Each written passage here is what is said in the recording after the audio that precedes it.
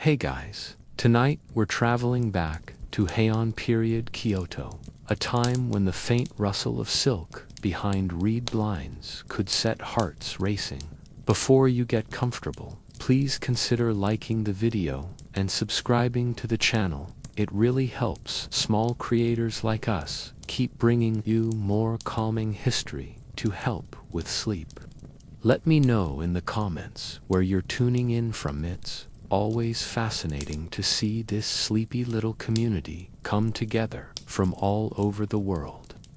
Now, dim the lights, slow your breathing, and relax your body as we drift into a world where a single scented sleeve could reveal a secret love. The summer evening festival at Kamo Shrine glows with lantern light, each paper globe swaying like a captured firefly above the murmuring river.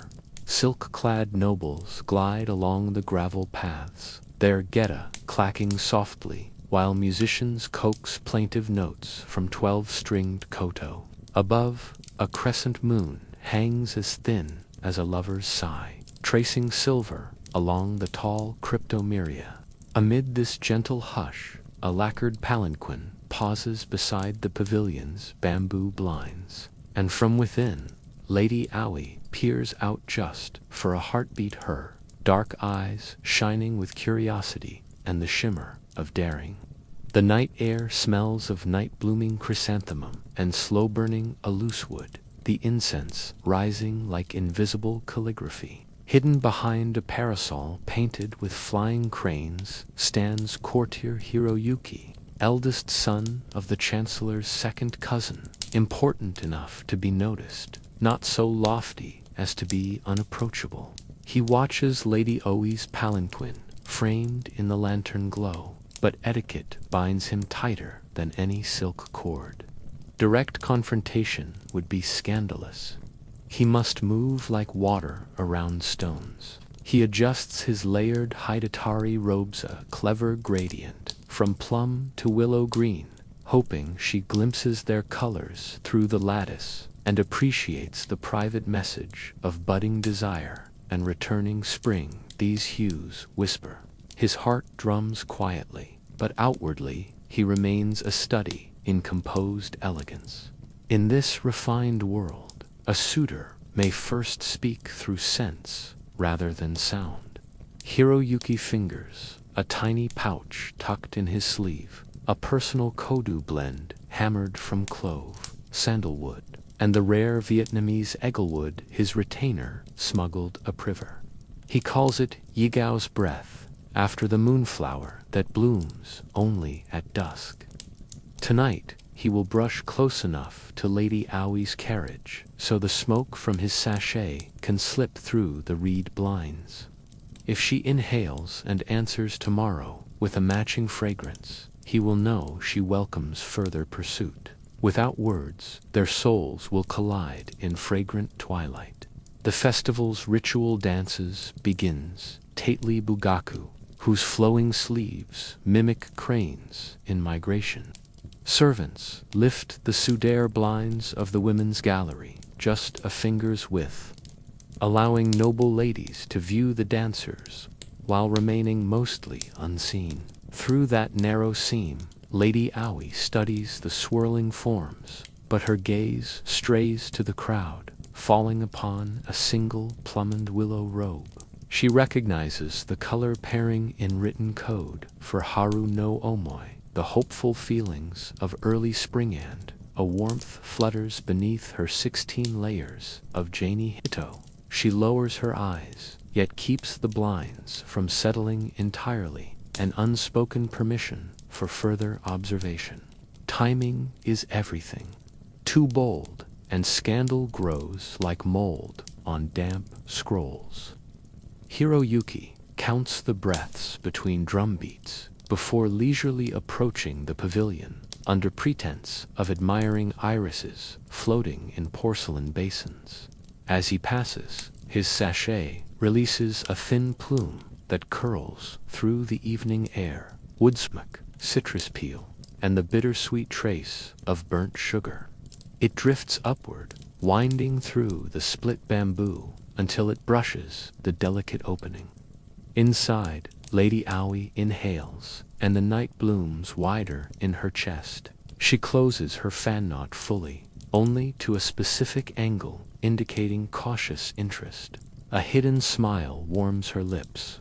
He retreats without glancing back, for in Heian Kyoto, a backward look can brand a man impetuous, unrefined. Instead, he seeks a secluded lantern post where a discreet page waits with writing tools. On pale washi, he sketches a 31-syllable waka that likens her glimpse to starlight falling between plum branches. Every metaphor must be balanced: humility, admiration, and a hint of yearning woven into 5 lines. He dampens the inkstone with dew collected from sacred lotus, for such symbolic touches lend flavor richer than any pigment. Sealing the poem, he entrusts it to a lady-in-waiting, whose silence he bought with gossip from the imperial archives. Within the carriage, Lady Aoi receives the scroll before dawn's first bird call. She reads by the glow of a single oil lamp, cheeks warming at the clever allusions and the respectful restraint. In return, she prepares a reply, yet Heian custom forbids haste. Courting is a dance, performed inches above molten scandal. One misstep, and reputations melt. So she spends the pale hours choosing stationery edged in indigo, brushing her own waka that answers his metaphors with gentle counterpoints: moonlight on rippling water, the fragrance of unseen blossoms guiding lost birds home. She seals the letter with a pressed violet, symbol of modesty cloaking courage. But romance here is never a simple duet. The whole court hums with competing melodies. Lady Aoi's cousin, Sadafumi, known for her poisonous gossip, prowls the hallway outside, eager to sniff out secrets like a fox at a henhouse. Meanwhile, Hiroyuki's half-brother seeks an advantageous marriage alliance for political gain, and would derail this fragile bond if he sensed it. Thus, every glance, every poem must ride layers of plausible deniability. Listeners weary from sake and summer heat may nod off in quiet alcoves, yet paper walls have ears keener than any woken guard. In such an atmosphere, sleep becomes both cloak and accomplice. Soon the eastern horizon pales, washing the river in pearl gray. Temple bells toll matin prayers, and servants begin to douse lanterns. Lady Aoi closes her blinds at last, folding night around her like the final petal of a lotus. Hiroyuki bows to the awakening shrine, thanking the gods for a single shared breath. For now, their love lives only in fragrance, color, and ink, but those whispers can move mountains of protocol if tended with patience. So, dear listener, let the distant bell chime lull you deeper into stillness as we leave our courting hearts hovering on the cusp of dawn, poised for the next secret signal beneath the summer moon. The sun has barely climbed above the tiled eaves of the imperial compound when Lady Aoi's chambers bloom with hushed industry. Servants glide like koi across polished floors, laying out the rainbow layers of her Jani Hito and replenishing the porcelain incense burners whose fragrant ribbons soften the morning's edge. Yet her thoughts drift not to courtly duties, but to the memory of last night's scent cloverage and whisper sweet still, haunting the silk lining of her sleeves. In the pale hush, she rereads Hiroyuki's waka, fingertips tracing the brushstrokes as though they were the pulse beneath his skin. Tradition insists she appear serene, but a quiver of anticipation, only half hidden by decorous poise, warms her heart. She closes her eyes, inhaling the faint aroma of a loosewood, and decides that today she will answer him, not merely in ink, but in the flutter of lacquered bamboo ribs. the secret language of the fan. To outsiders, a fan may seem a simple accessory, frivolous, a shield against summer heat, but at the Heian court it is a covert dialect, more nuanced than any spoken word. The small, rounded kgg marks, modesty. The larger, folding sensu, allows entire sentences to bloom with the flick of a wrist, colors, tassels, even the precise angle at which a lady conceals or reveals her smile convey intent. A half-open fan hints at cautious curiosity. Fully closed and pressed against the lips, it murmurs, "Not yet." Gold leaf around the rivet means favor as radiant as dawn, while silver dust upon the ribs signals hopes still veiled in moonlight. Court poets catalog these subtleties in scrolls safer than diaries, for a misinterpreted flourish can shatter reputations more swiftly than shattered porcelain. Lady Aoi chooses a sensu cut from the bark of fragrant sandalwood, its ribs carved so thin they sing when snapping shut. Upon the paper face she paints a slender magnolia, branch heavy with unopened bud symbol of promise rather than bloom, then dusts the edges with crushed mother view, catching light like dew at sunrise. Her signature violet tink monogram hides among the petals, visible only to the attentive. She rehearses messages in the mirror.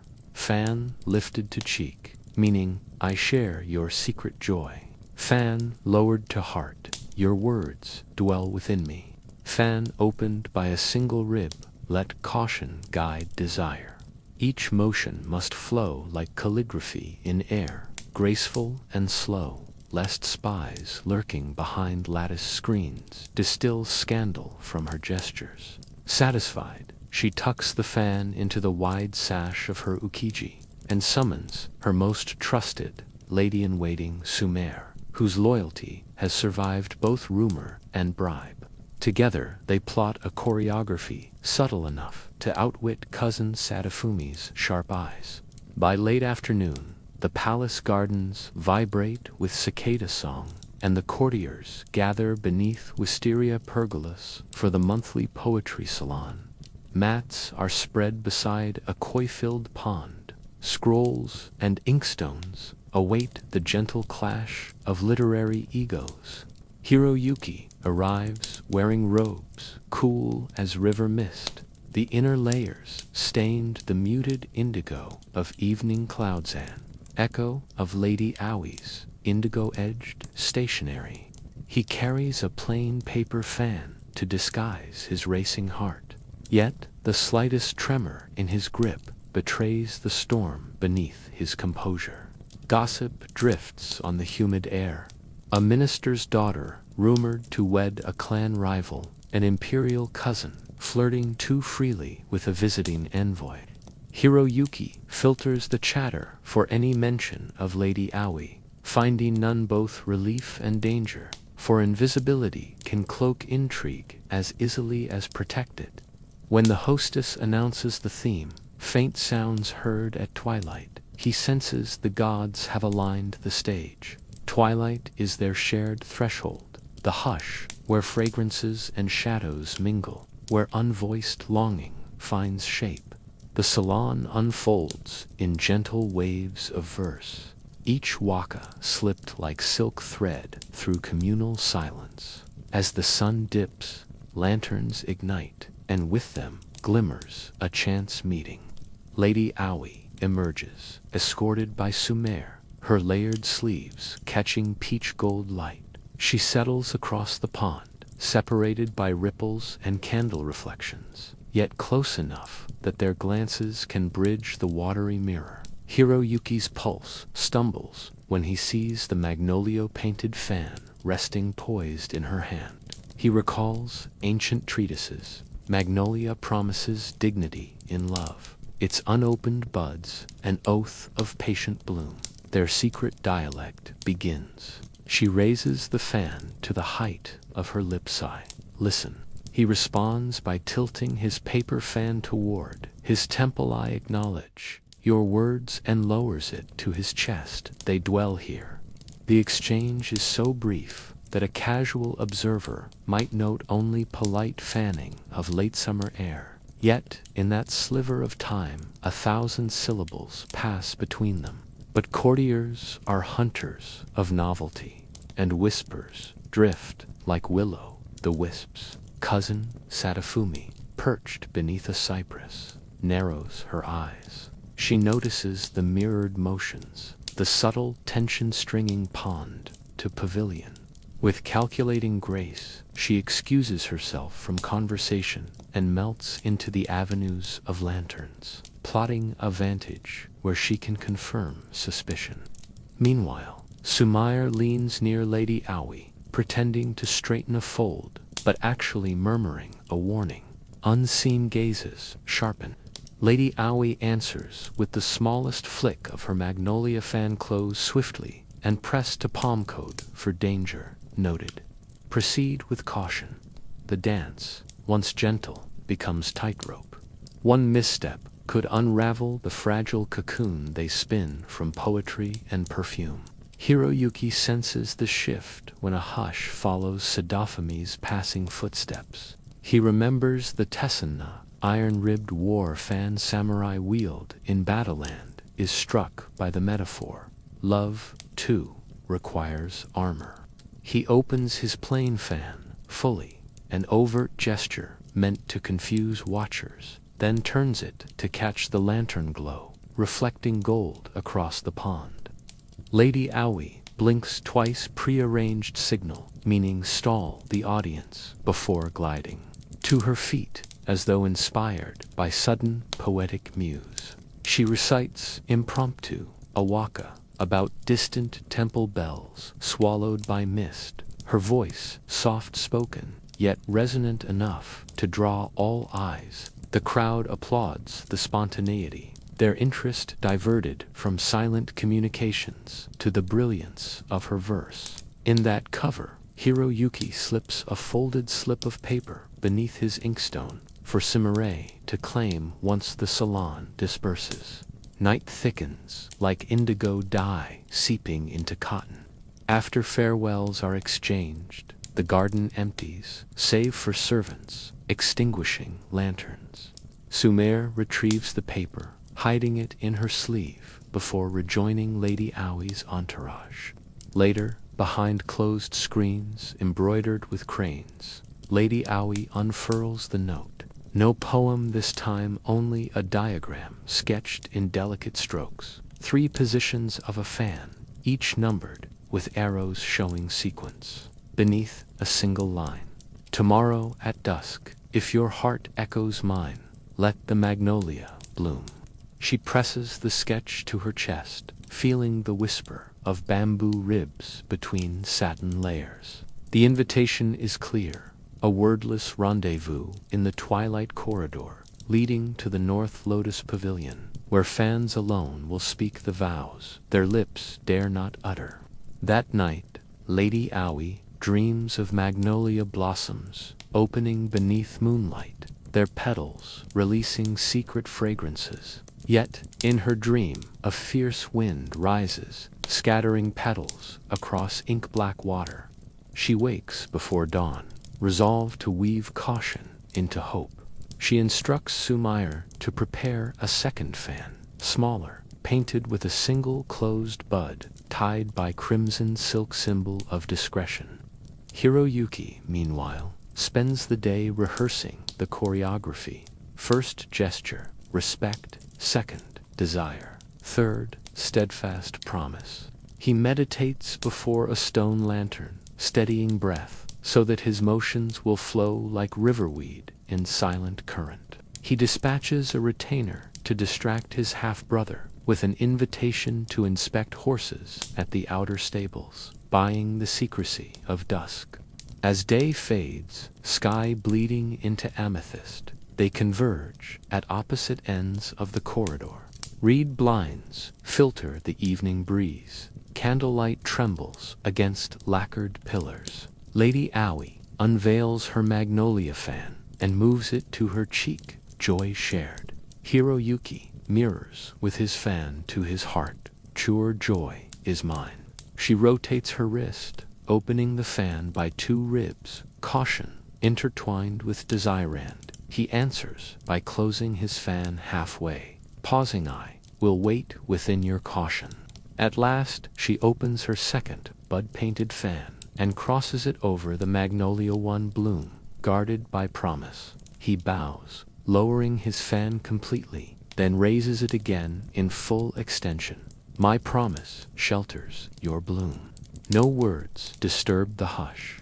Only the soft clack of bamboo ribs punctuates their silent covenant. Outside, tree crickets begin their lullaby, a chorus blessing the pact. Yet even perfection casts shadows. Down the corridor's far end, Sadafumi lingers behind a tapestry, having feigned illness to slip past curfew. She glimpses silhouettes whose fans flicker like moth wings, and though she cannot parse every signal, intuition screams conspiracy. A malicious smile curls her lips. Court life rewards the collector of secrets. But before she steps forward, a gentle hand closes on her sleeve. Samire, eyes gleaming with stern resolve. The lady-in-waiting bows, murmuring that the physician searches for Sadafumi, alarmed by her reported fainting spell. Faced with exposure of her deceitful roaming, Sadafumi grudgingly retreats, the prospect of scandal aimed at her self-dampening curiosity. Sumire watches until the noblewoman's figure fades, then slips into shadow, heart racing but triumphant. When the final candle is snuffed, Hiroyuki and Lady Aoi part without touching, their fans closing one last time in mutual farewell. Each carries away an invisible script etched upon memory. A ballet of trust whispered through painted petals and silent wood.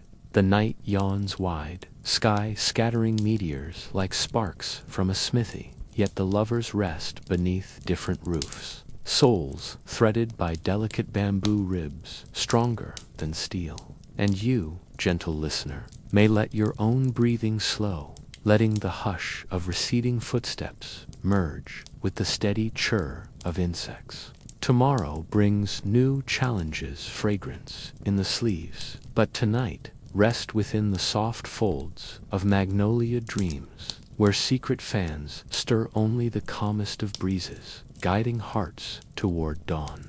The pale hush before sunrise finds Lady Aoi seated at her low lacquer table, a tiny charcoal ember glowing inside a bronze censer shaped like a chrysanthemum. She hovers a sliver of egglewood over the heat until it sighs the first soft ribbon of perfumed smoke, then sets it beside a tray of powdered clove, cinnamon, camphor, and crushed plum blossoms, harvested at last spring's peak. One by one, she folds the powders into a silk packet, no larger than a firefly's wing, tying it with violet thread before slipping it deep into the lined cavity of her wide sleeve. 12 such packets disappear, spaced precisely, so their warmth will bloom one after another as she moves through the day, each exhalation of scent a syllable in the unspoken poem she means Hiroyuki alone to read. Around her, servants close Sheiji screens against the blush of dawn, while Sumire fans the ember, murmuring the ancient Kodu adage, "Let fragrance paint what words cannot." In this silent ritual, Lady Aoi feels her heartbeat settle into the censer's gentle pulse, as though the very smoke were teaching patience and reminding her that in the Heian court, love advances not in strides, but in drifting spirals of invisible fire. Incense, in their world, is no mere ornament against foul air.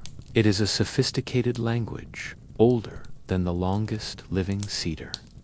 Courtiers memorize blends, the way warriors memorize sword drills, and connoisseurs can pluck a single note of a loosewood from a cascade of 15 ingredients as effortlessly as naming a childhood friend. The art is called Kudutha, Way of Fragrant Sand. Its contests escalate from friendly guessing games to high-stakes duels where reputations hinge on a breath. Blends are christened with poetic names: Clouds at Dusk, Snow upon Lotus, or Tiger's Hidden Trail. A lover may craft a signature scent to mark every passing stage of pursuit.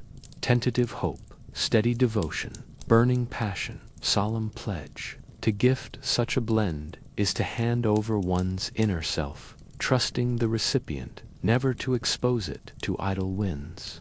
Thus, Lady Aoi, cautious yet courageous, chooses today to shape her feelings into aroma, believing that if Hiroyuki truly understands her heart, he will hear it in the hush between inhalations. Across the city, the young courtier kneels before an ebony box of rare resins, gifted by a monk who once served in Champa. He selects Argarwood Dark as starless midnight, pairs it with sweet benzoin, and tempers the union with a single petal of withered wisteria, dried beneath the very pergola where he first glimpsed Lady Aoi. Mortar and pestle whisper like distant rain as he grinds. The scent swells woody warm, threaded with memory. He calls the blend Night Bridge over Water, for it reminds him of crossing the lantern-lit garden pond toward her shy silhouette behind reed blinds. Instead of keeping the powder in a pouch, he rubs the finest grains directly into the silk lining of his underrobe, so the warmth of his body will lift the fragrance gradually, an emanation as intimate as a heartbeat. When he slides his arms through the outer plumped willow layers, still coated for budding desire, the fresher silk muffles the scent, reserving its message for those who step close enough to share breath. He thanks the household shrine for courage stitched from scent and silk, then dispatches a servant with cryptic instructions. Deliver a plain cedar box to Sumer before the sun stands high, no questions asked. By mid-morning, the palace corridors stir like beehives. Scroll-bearers hurry toward audience chambers, their robes trailing formal sandalwood. Monks cross courtyards, trailing myrrh, and whispered rumors trail each in turn. Sumair receives the cedar box. In Lady Aoi's antechamber's side lies a single folded strip of cloud-white paper, reading only, "Listen with the heart." Beneath the paper, a miniature silver censer and a pebble of resin the size of a grain of rice. Sumire's practiced nose detects wisteria, faint yet persistent, and smiles. She tucks the censer into her obi, knowing its ember will be lit at the afternoon incense contest the Chancellor has arranged to amuse visiting envoys. Throughout the palace, braziers are scrubbed, screens repositioned to guide breezes, and perfumed sachets suspended like tiny constellations from beams. Floating on those currents comes a sharper aroma. Suspicion. Cousin Sedufami, having feigned indifference after yesterday's thwarted spying, now prowls the galleries under excuse of arranging cushions for the foreign guests, her nostrils flaring with each unfamiliar scentas, though intrigue itself had an odor she might trap in her fan and later decant into gossip. At the Kumiko contest, participants sit in a crescent before 3 identical censers screened by crimson cloth. Attendants lift the covers in sequence. Smoke curls, judges recite poetic clues, and players mark tablets with guesses. Hiroyuki's seat is opposite Lady Aoi's, the distance bridged by a single low table bearing lotus-shaped candles. The first centrich, spicy, assertive, draws murmurs of phoenix at dawn. The second, cool, sharp, edged with Pinern's nods of winter river. The third is his own night bridge over water, and he watches, breath suspended, as Lady Aoi inhales, her lashes lower, her shoulders still. A smile so small it could vanish in a sigh flickers at the corner of her mouth. She writes a name on her tablet, not from any official list, but from her private heart. The path I choose. The judges will mark it wrong, yet Hiroyuki reads the calligraphy upside down and feels warmth flood every inch of skin. In reply, he deliberately marks the second censor knot with its correct title, but with 2 characters, meaning echo. Acknowledging her answer can reverberate only because his call reached her first. Somewhere behind a pillar, Sadafumi feels a tug of intuition, but lacks the codebook. Dissatisfied, she files away the odd exchange for later dissection. Evening drapes the palace in gauzy violet. Lanterns along the east portico are spaced precisely 9 steps apart, each holding a cup of amber oil scented with cassia. Lady Aoi walks this path at dusk, ostensibly to admire garden shadows. Though Sumer stays 2 paces behind, fanning glimmering smoke from a newly lit silver censer that dangles at her wrist. The resin pebble from Hiroyuki now glows within, releasing Nightbridge over water in delicate breaths. Each lantern they pass inhales a measure of the fragrance. Exhaling a warmer echo, the corridor becomes a current guiding unsuspecting courtiers one way while signaling Hiroyuki to follow its heady trail in reverse. He soon appears between columns, seemingly by chance, pausing to contemplate a moonbright pebble in the rock garden. They do not look at each other.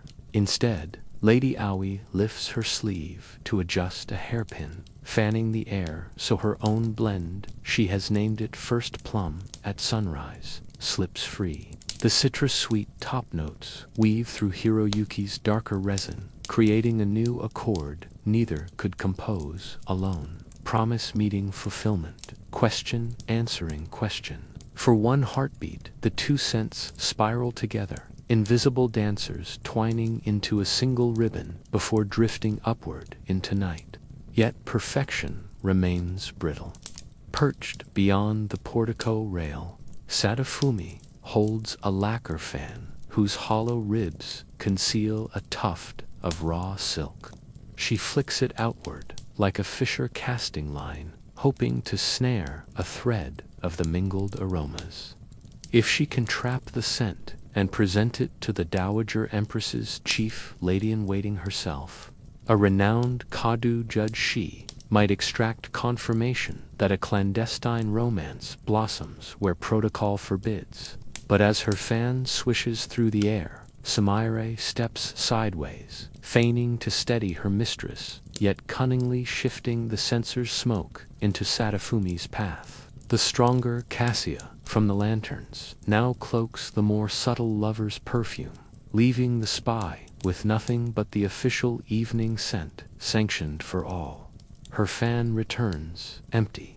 Her scheme, momentarily stalled, breeds only deeper frustration.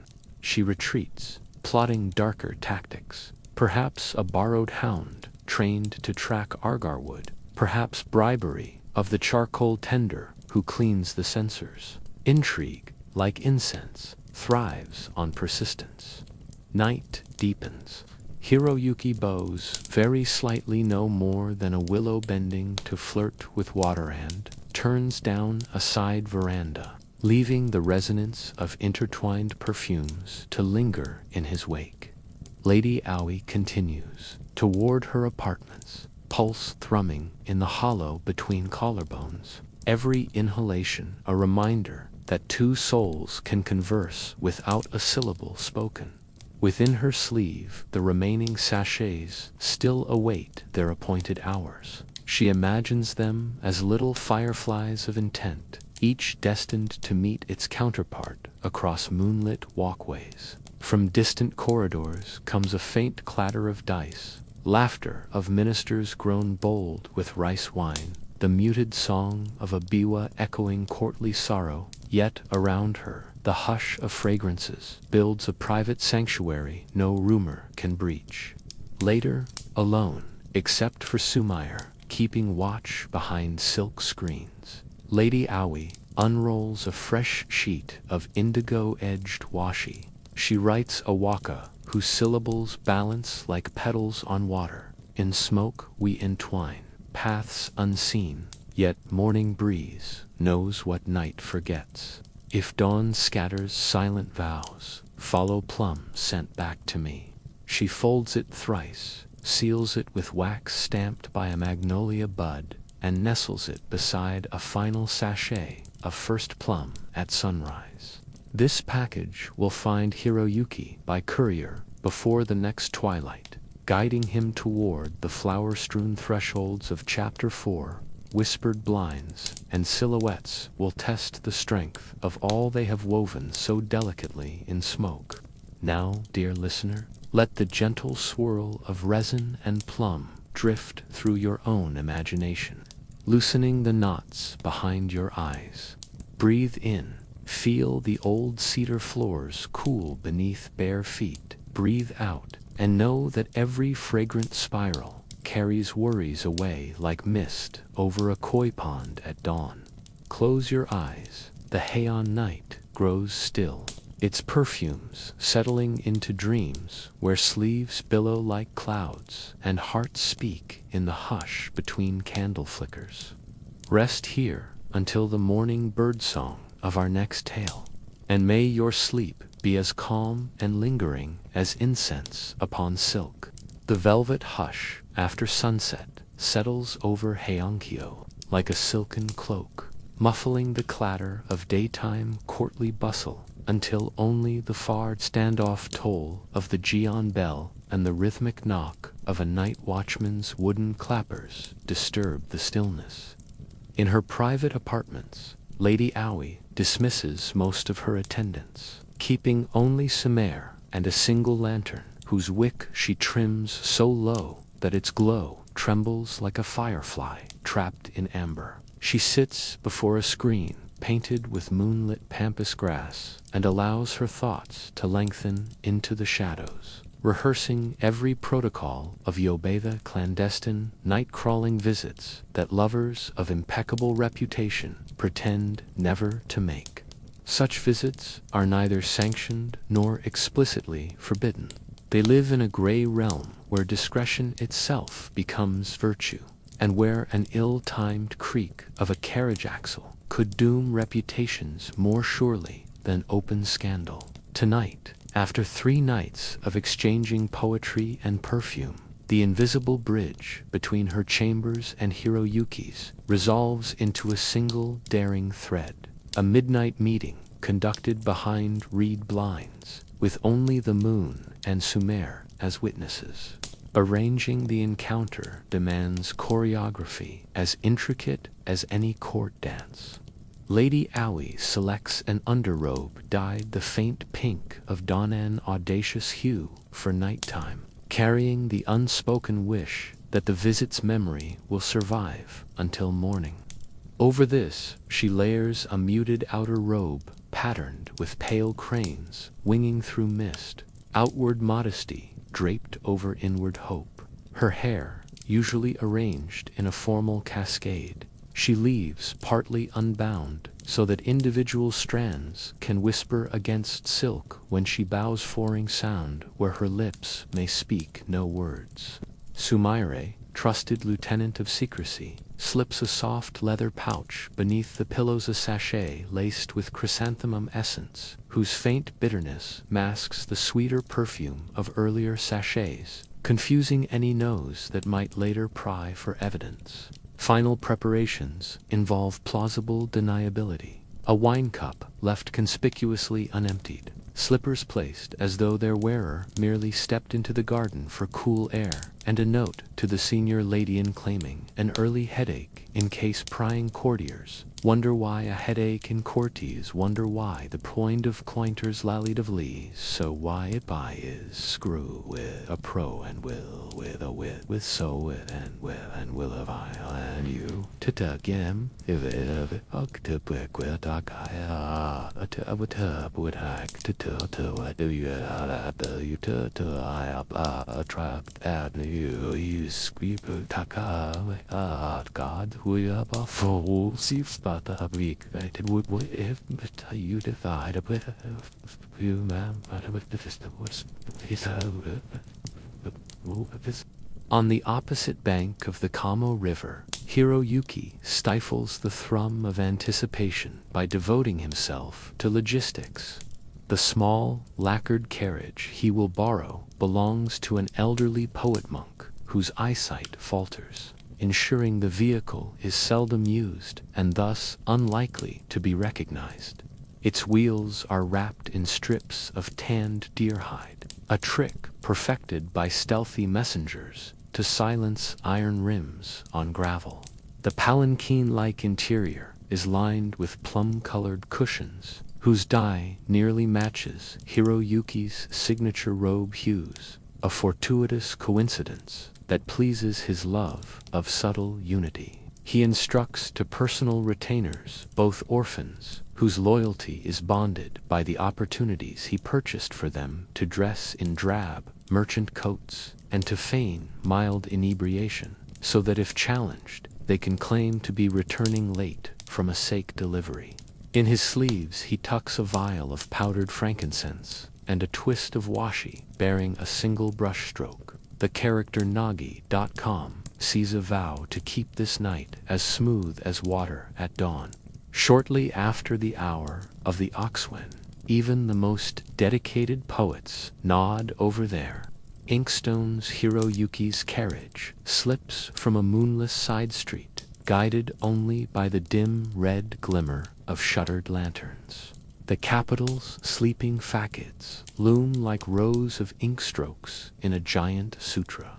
Here and there paper walls glow faintly where gambling ministers hunch over dice, or where a restless concubine fingers her shamisen. Every sound seems magnified. The distant croak of a frog, the sigh of bamboo bending in a courtyard, the faint hiss of the Kamo as it slides under Tatsumi Bridge. Hiroyuki keeps his breathing shallow, palms resting atop the small cedar box he carries inside. 2 folded fans, one bearing the Magnolia Lady Aoi painted, the other painted blank, save a single silver crescent. Tonight he intends to leave the crescent fan behind as quiet proof of presence, the way poets sometimes leave a stone on a railing to show they once witnessed the dawn. Within the palace perimeter, night guards make slow circuits, their lacquered armor creaking where rawhide binds edge to edge. Sumaira has timed everything to the heartbeat. She learned that midway through each round, these guards pause at the north gate to drink hot ginger water indulgence their captain considers an antidote to drowsiness. Precisely when the clappers announce the halfway point, she signals by lowering Lady Aoi's outermost blind a thumb's width, then raises it again. Beyond the wall of night, Hiroyuki's driver sees the flicker of cloth and tightens the reins, steering the silent wheels toward a narrow service path hidden by mulberry shrubs. There, a garden boy paid in silver, and the promise of recommendation to a monk's grebe opens a postern gate no taller than his shoulder, allowing the carriage to glide beneath a trellis draped in sleeping wisteria blooms. The scent stirs as the roof brush passes, mingling with the earlier perfumes of passing evenings, until the very air seems to recognize Hirogiki's arrival. Lady Aoi waits in an antechamber lit by one candle floating in a porcelain cup of water. Its reflection quivers on the ceiling, mimicking the wavering certainty in her own chest. At the soft thud of hidden door against frame, she rises, smoothing nervous fingers over silk. She takes exactly 13 steps. Samira counted them earlier to reach the reed blind that separates her private sitting room from the corridor. The rules of Yobai demand that the lady neither open the blind fully nor greet the visitor with speech. Instead, she kneels, lifts the edge of the blind by 2 fingers, and allows her sleeve to slip through the gap. Hiroyuki kneels opposite so that their hands, though invisible, share the same tatami seam. From his sleeve, he draws the silver crescent fan and sets it upon the floor's cedar border. She, in turn, lays a silk handkerchief embroidered with a single magnolia bud alongside it, edges barely touching. The exchange, silent and ritualized, feels grander than any public ceremony. A pact sealed not by witnesses, but by the echoing hush of midnight itself. Time dilates inside the hush. The lovers converse in whispers, too hushed for even Samara, his loyal sentinel, at a respectful distance, to discern. They speak not of fiery passion, but of small, luminous things. The way river mists smelled like iris blossoms to mornings past. The exact note of the temple bell that rang while they traded glances across incense smoke. The dream Lady Aoi had of a crane landing upon a willow branch that bent without breaking. Each anecdote is offered as if it were a fragile origami boat placed upon water, to be nudged gently back by the other's breath rather than sunk by careless laughter. Hiroyuki recites a fresh waka, voice low enough that only the Kenji's imagined shapes flutter against the blind silk of night parts. Two moth wings meet, unstained / by lantern blaze. If Dewin moost simnem suit, let memory be the stitch. Lady Aoi replies, with no poem, only a sigh, fragrant with chrysanthemum. But in that quiet exhale, Hiroyuki hears a sonnet's worth of assent. Yet danger prowls even the gentlest scenes. Cousin Sadafumi, restless with failure, has bribed a junior stable hand to report any unusual traffic near the north gate. When the boy sees a carriage vanish along the service path, guilt prickles. He hesitates long enough for the hush to thicken him, thus is still rounding the veranda corner when he slams into a tall shadow. Samira's co-conspirator, the second retainer, disguised as a drunkard, staggers convincingly, spilling watered rice wine over the boy's sleeve and sending him scurrying for dry clothing.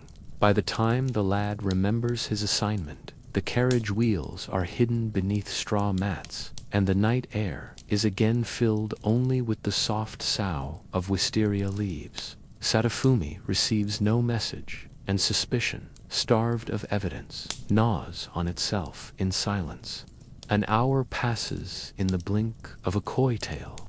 Protocol dictates the visitor depart before the hour of the tiger to prevent chance encounters with earlier rising maidservants. With reluctance as palpable as a tightened sash, Lady Aoi lowers her handkerchief onto Hiroyuki's open palm through the blind. He presses the silk to his forehead, a curtained kiss, before tucking it into his robes, hidden inner pocket. Wordlessly he stands, kneels again for a final bow, and withdraws down the corridor, where Sumire kneels in gratitude. Outside, the driver coaxes the deer-hide wheels forward, the carriage slipping once more through moon-dappled mulberry into the wider network of twisting streets. Before dawn's first indigo light, it will be back in the poet monk's courtyard, washed and innocuous, while Hiroyuki proceeds on foot the last few alleys to reach his own villa, shoes dusted to mimic an all-night vigil at a sick relative's side. Alone once more, Lady Aoi watches the silver crescent fan spinning lazy circles where it was left, reflecting candle glint like a captured sliver of the waning moon. She dares not bring it fully inside, better to leave it at the threshold, as both talisman and warning that a boundary exists which love must honor to survive. She replaces the blind, pinches out the floating candle, and lies upon her mat without disrobing, intent on wearing the night's fragrance straight into her dreams. Heartbeat decelerates, tendons unknot, but mind continues to wander the silent path just traveled, tracing it like fingertips across a harpsichord key. She knows tonight's success does not guarantee tomorrow's safety. Rumor, like fire, flares from the smallest spark. Yet hope, too, is a flame, and it feeds on memories such as these until it burns steady through the windiest whispers. So drift now, gentle listener, upon the same hush that blankets the quiet palace. Let the slow creak of silenced wheels and the soft brush of silk behind blinds guide you toward rest.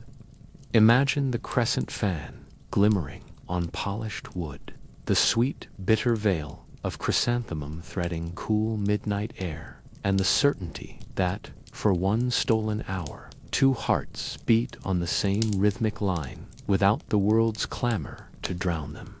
Breathe out tension, breathe in calm, and surrender to dreams where carriages roll without sound, and love writes entire epics in the space between lantern flickers. The first pale wash of pre-dawn blue creeps over the roof tiles of Heian-era, while most of the court still slumbers, unaware that the city's quietest hour is also its most eloquent.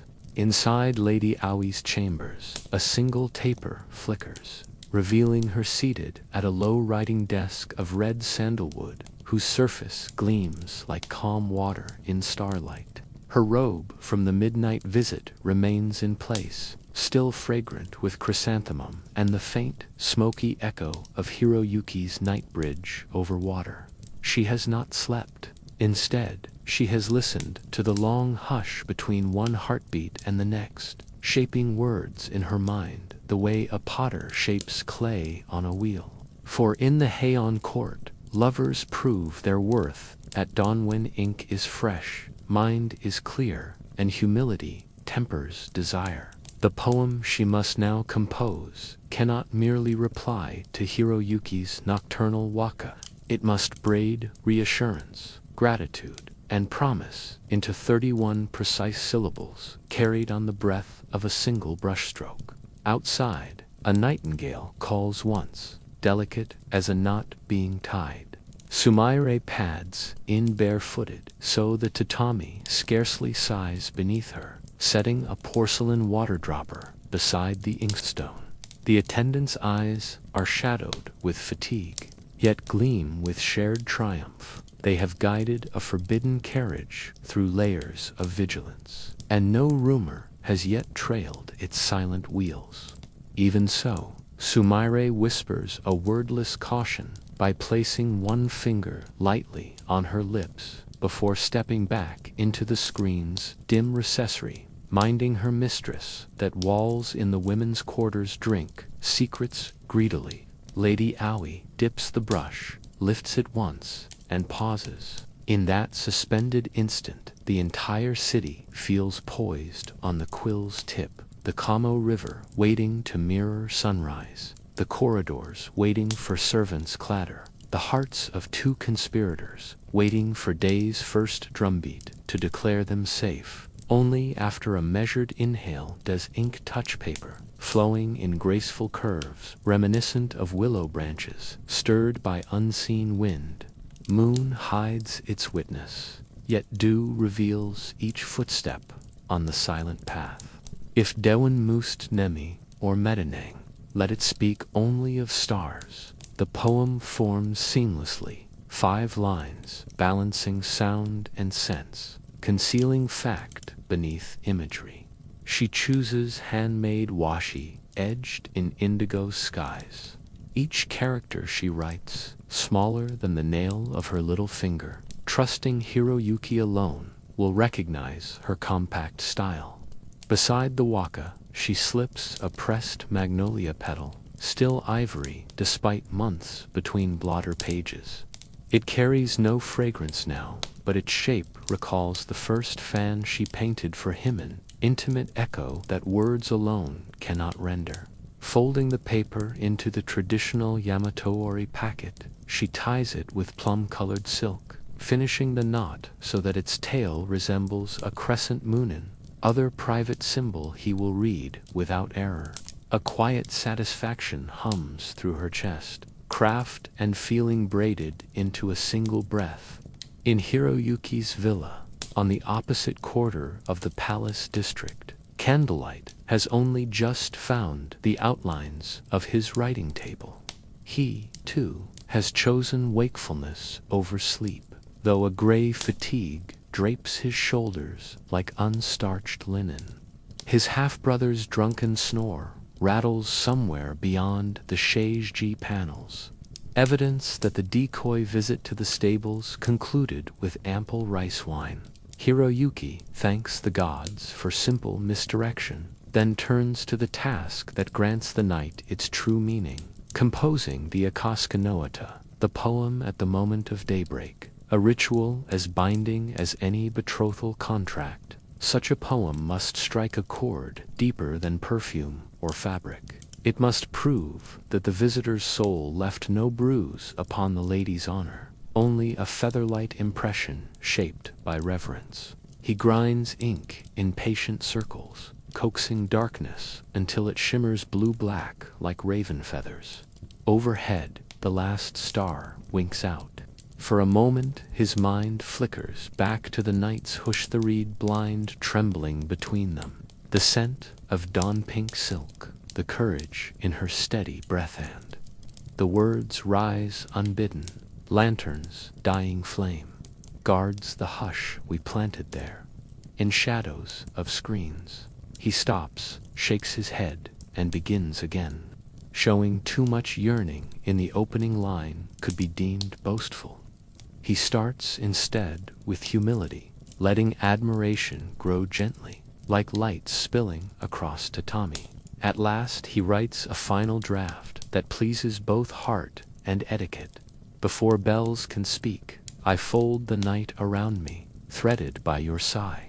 Dawn will find no louder proof than one unscattered petal. He signs with only his given name's first glyph, a gesture of vulnerability reserved for private vows, then seals the slip inside a cedar envelope, brushed with a faint dusting of wisteria, just enough to cue memory when warmed by Lady Aoi's hand. Courier selection is its own art.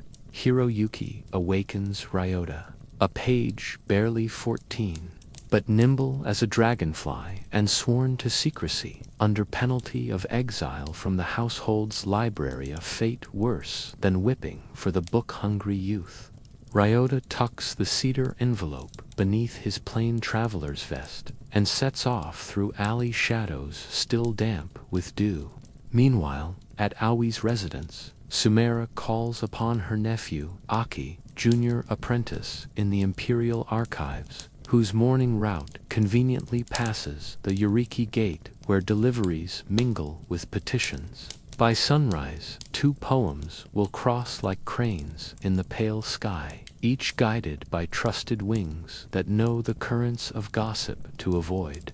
As Ryota slips up the servant's stair behind the women's wing, Aki kneels at Hiroyuki's gate to present Aoi's magnolio petal missive. Their exchanges last no longer than a bow. By the time temple bells toll the hour of the rabbit, both couriers have vanished back into the labyrinth of corridors, leaving no more trace than drifting spider silk. Lady Aoi receives Hiroyuki's envelope while seated before her dressing mirror, surrounded by attendants weaving pearls into her loosened tresses for the day's first audience. To hide the tremor in her fingers, she requests a fresh ribbon, dismissing the maids for a moment of headache relief.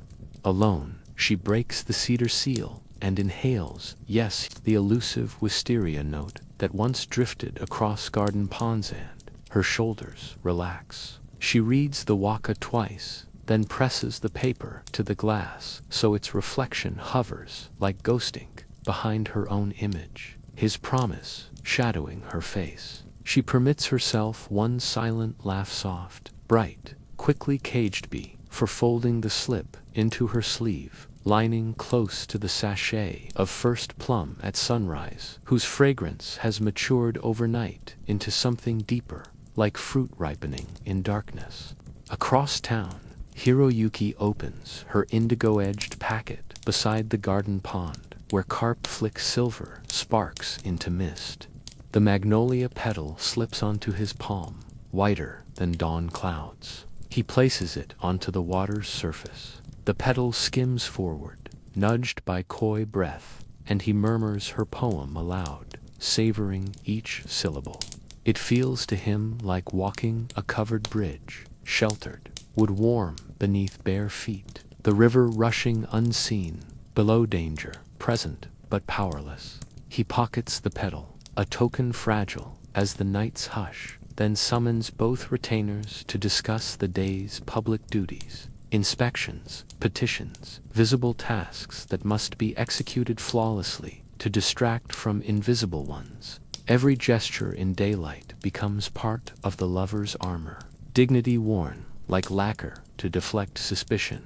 Yet the fragile symmetry of exchanged verses soon faces its first glare of sun.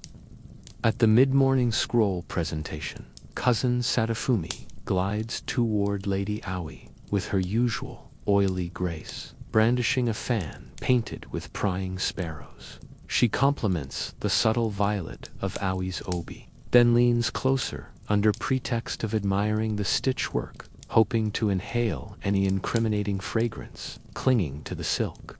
But Aoi anticipated this. The chrysanthemum sachet infused her robe with a spicy top note that overpowers faint wisteria.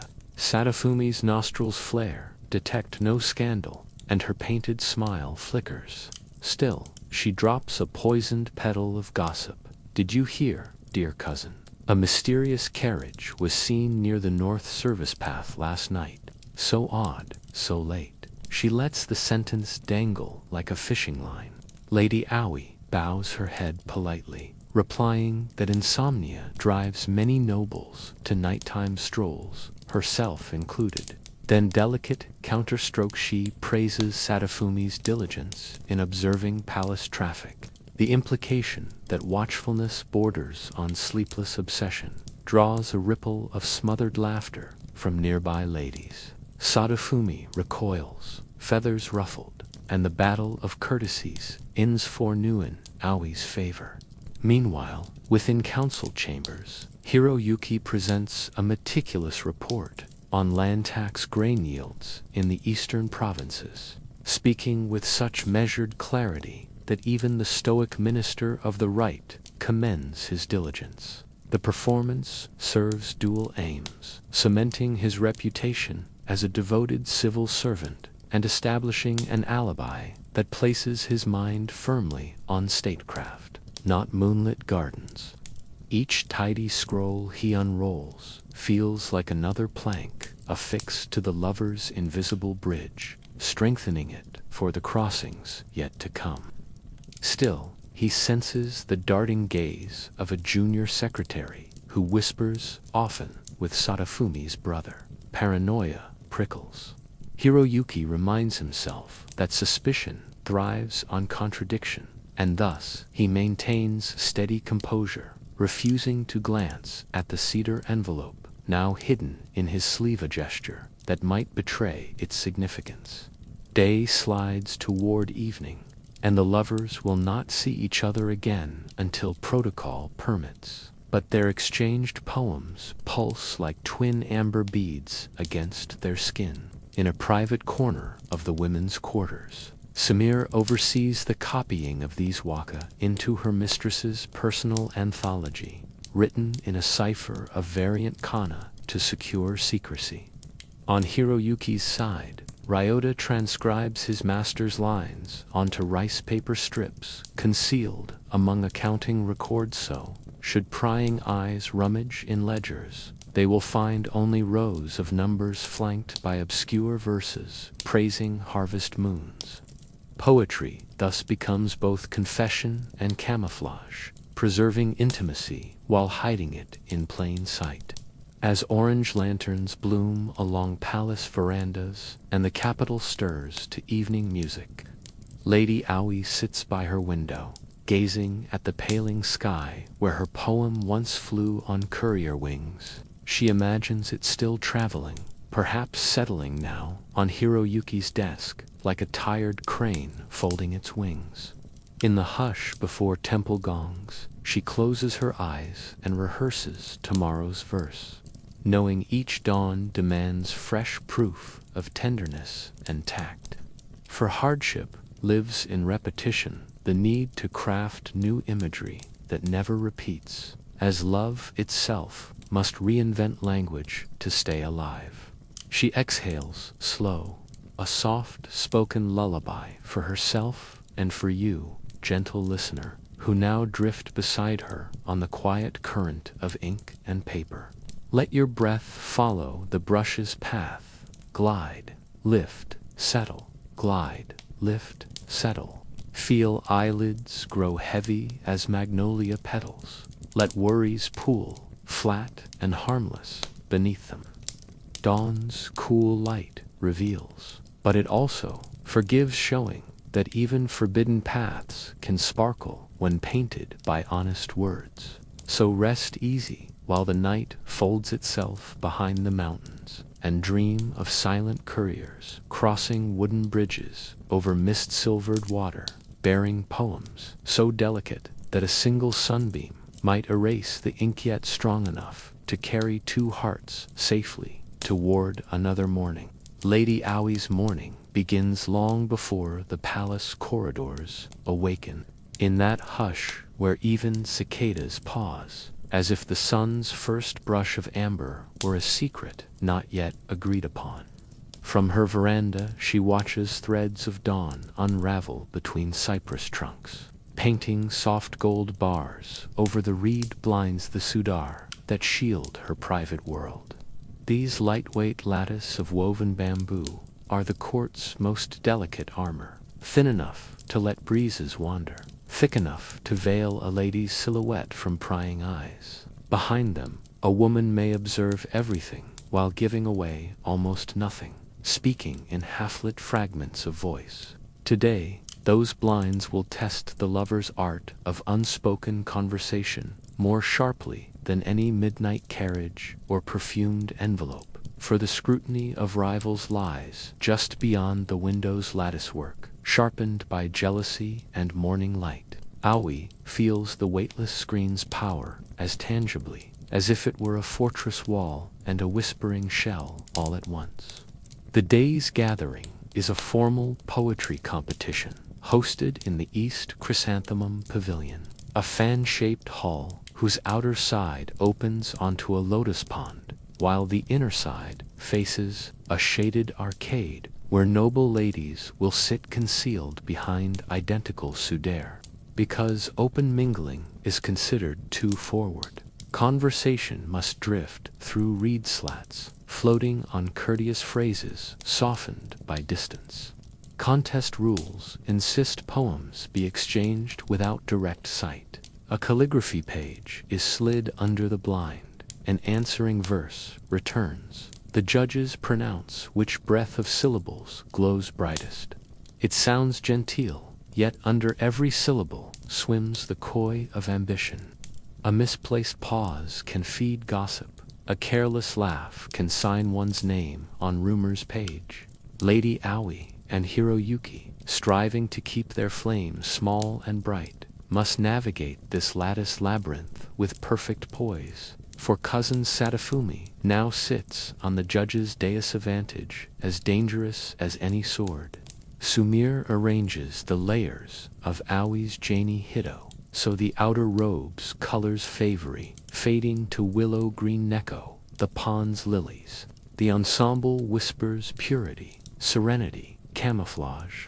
At her throat she pins a single silver clasp shaped like a fan, a token from Hiroyuki slipped into her sleeve 3 nights prior. The clasp rests out of view, yet feels to her like a tiny heartbeat twinned with her own. To steady nerves, Aoi rehearses the music of reed-blind etiquette. Speak gently, never let voice rise above the flute's sigh drifting from the musician's alcove. Accept scrolls with both hands, so the silk of sleeves muffles any tremor. And, above all, Allow silence its spaciousness. Silence is the courtly cushion on which every brave word must land softly. Sumire reminds her, in hushed tones, that the very act of breathing through Sudair is an exercise in patience.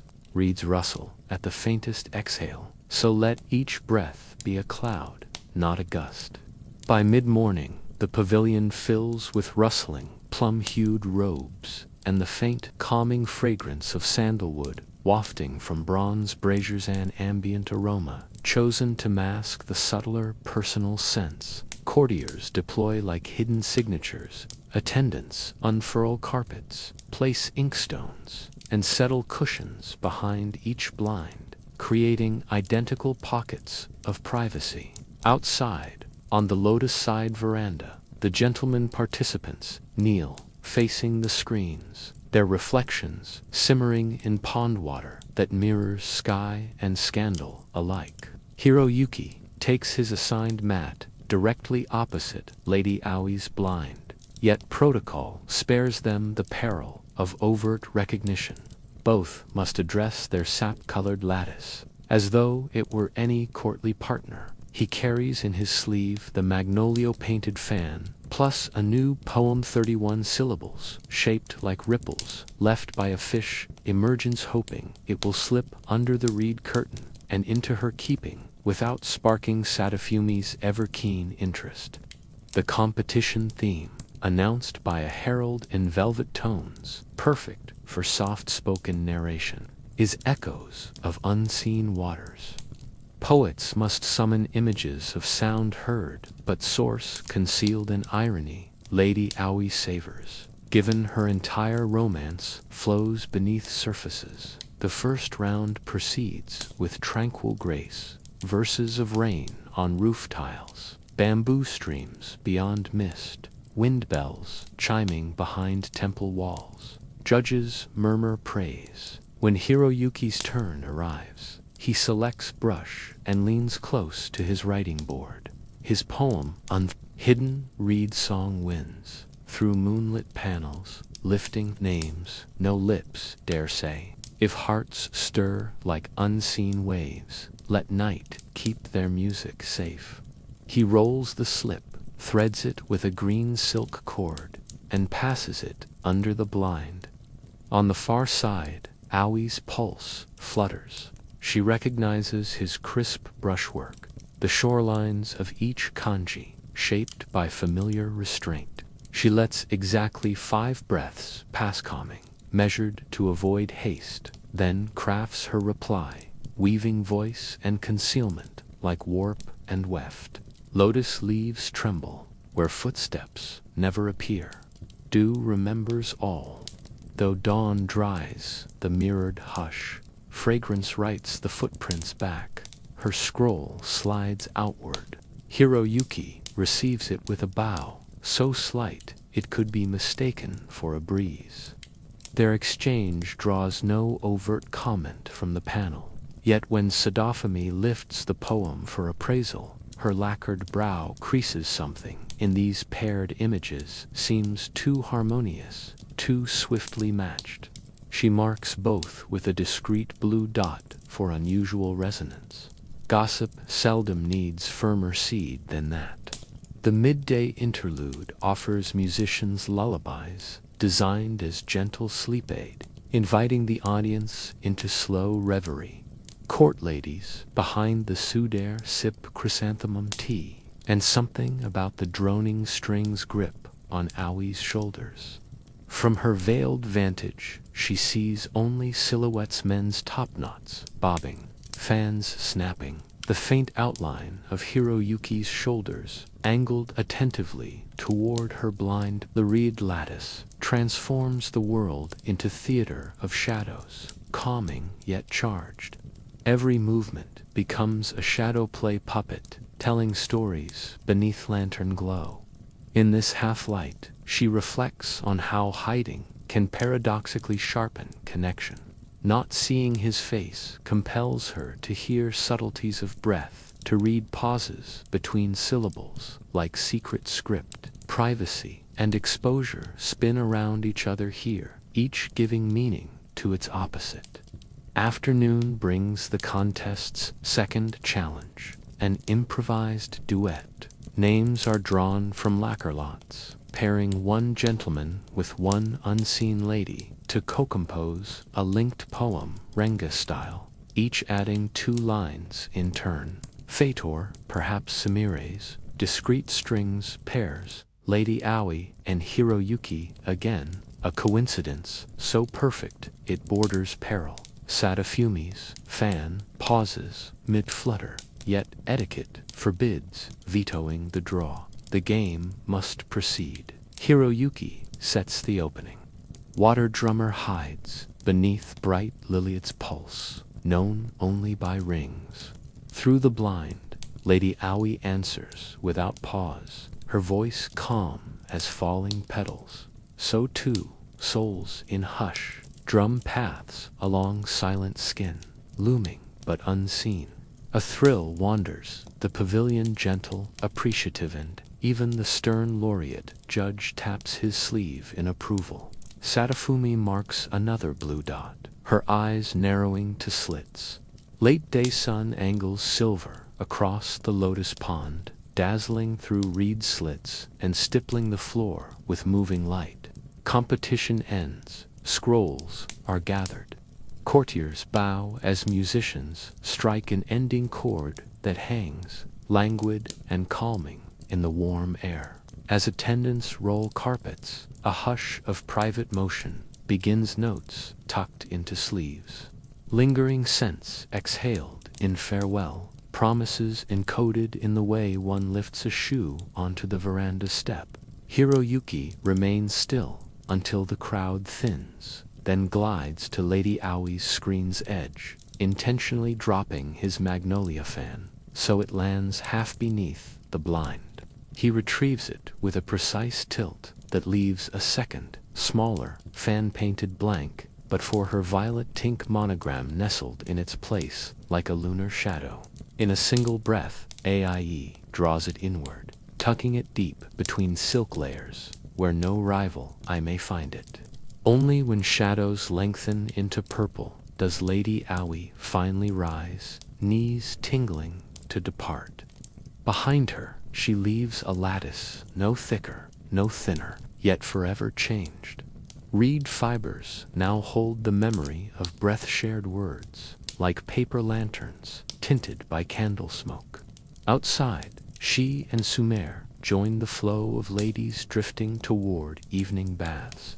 Aoi's steps are unhurried, her posture tranquil, yet her thoughts dance quicksilver, reviewing exchanged lines, gauging Sadafumi's reactions, sketching next defenses. For although today's contest crowned their duet as finest in show, victory is fragile.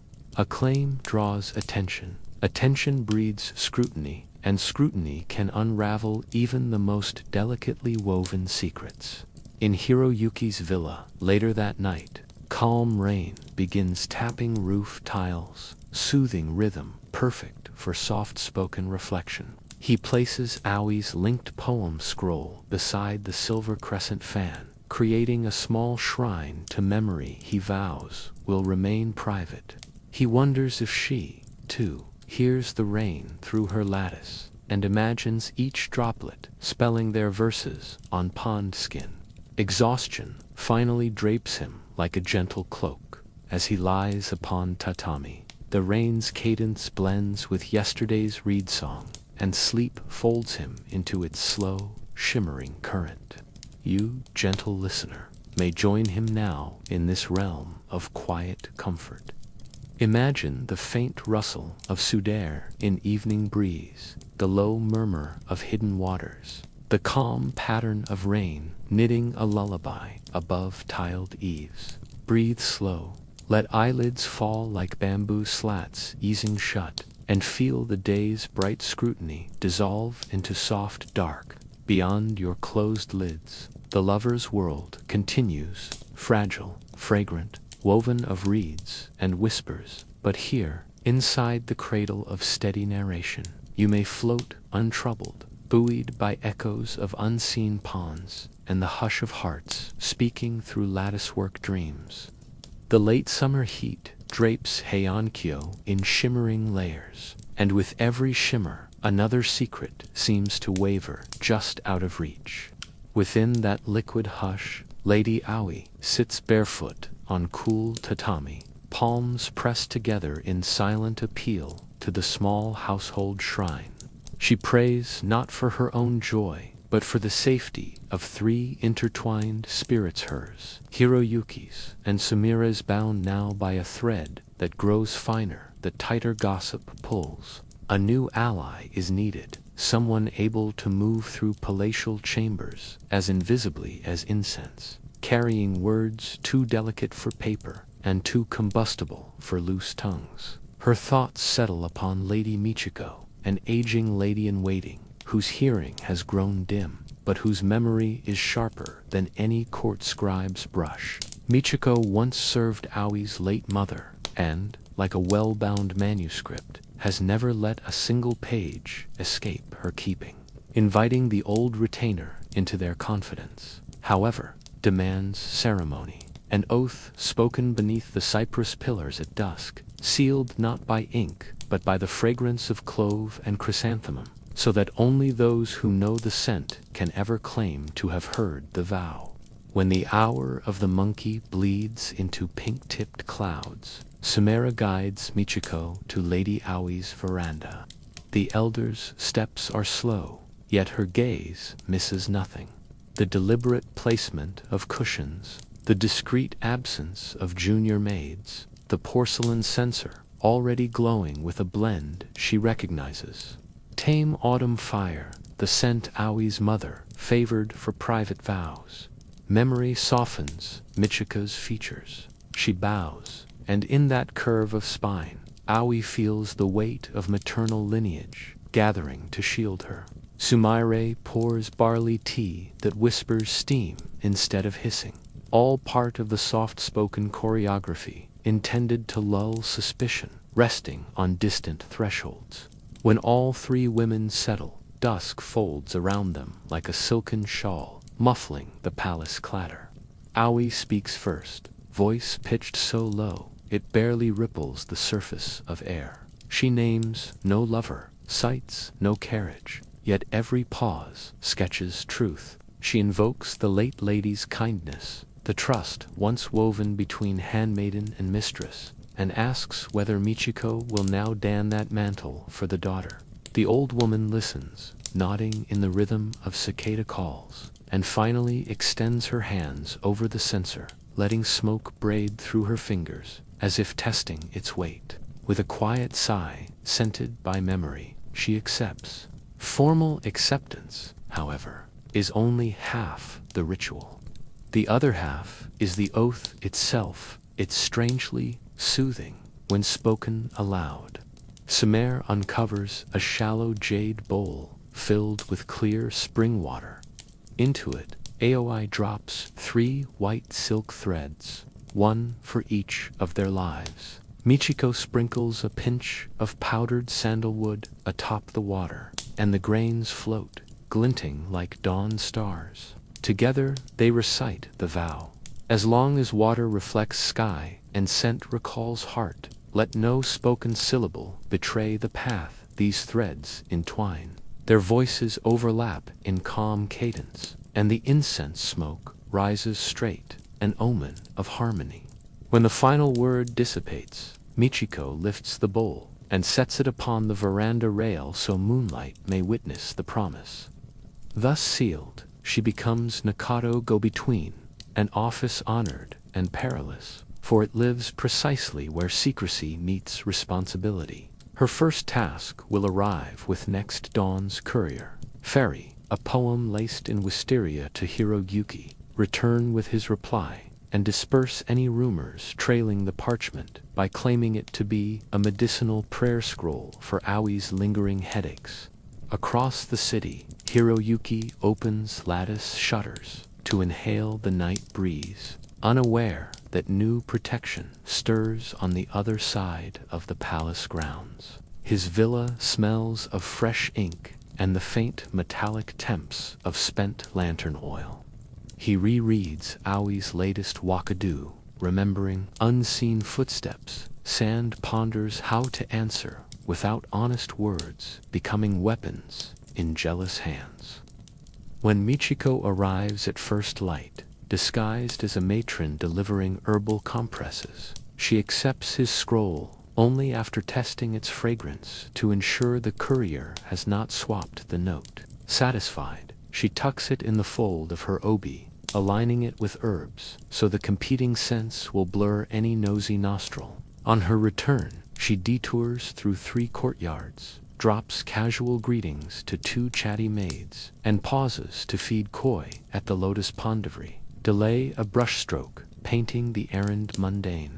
By the time she reaches Aoi's chamber, she has composed a credible tale of how Lord So-and-so's physician recommended dried peony root for migraines, just in case Sadafumi tracks her movements. Sadafumi, meanwhile, sharpens her schemes like bamboo slivers. Today, she invites the junior secretary, who once eyed Hiroyuki's tax scrolls, to afternoon tea, claiming concern for the kingdom's grain stores. She peppers him with questions. Did Hiroyuki seem distracted? Did he fumble any figures? Could his sun-burnished robe conceal more than ledger dust? The secretary offers little of substance, yet Sadafumi's mind stitches scraps of half-true cloth into a tapestry she finds convincing. She decides that the next arena for sabotage must be ritual, where omission of a single gesture can doom reputations. And so she plots to leverage the upcoming moon-viewing banqueta night, when nobles gather on terrace boats to compose poetry beneath silver light, exchanging cups of sake across delicate railings. There, among mirrored water and echoing laughter, she hopes to expose Aoi's devotion by engineering a moment where Aoi's gaze seeks Hiroyuki's too hungrily, or a misplaced fan reveals a hidden monogram. For that scheme to succeed, she must first ensure no go-between meddles with her stage. Thus she spreads whispers that Lady Michiko's sight has grown too feeble to discern proper etiquette. The rumor drifts through corridors like smoke seeking dry rafters, eager to ignite. Rumor reaches Michiko as she attends shrine incense burners, and it stings precisely because it is half true. Her eyes do struggle in dim light, yet rather than retreat, she folds the weakness into strategy.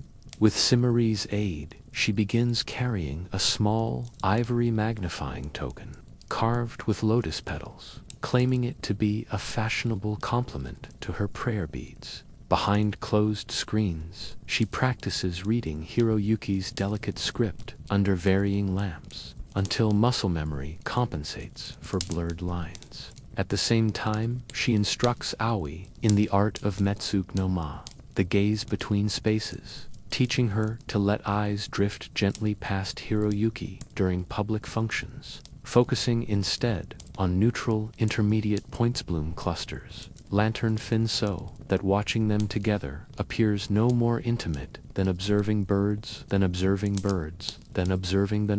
birds shared by many. These lessons unfold in low rhythmic tones, perfect for calm bedtime listening, each correction accompanied by the faint click of prayer beads sliding tick. Hush, hush, hush, hush, presh, quesh, to stay in mente, and with a way you so get book up I to where I do that I got with I do it I got the fifth but got the you I got because I got that you I got what would I do you what if I was divided a bit of my perfume must I would have with him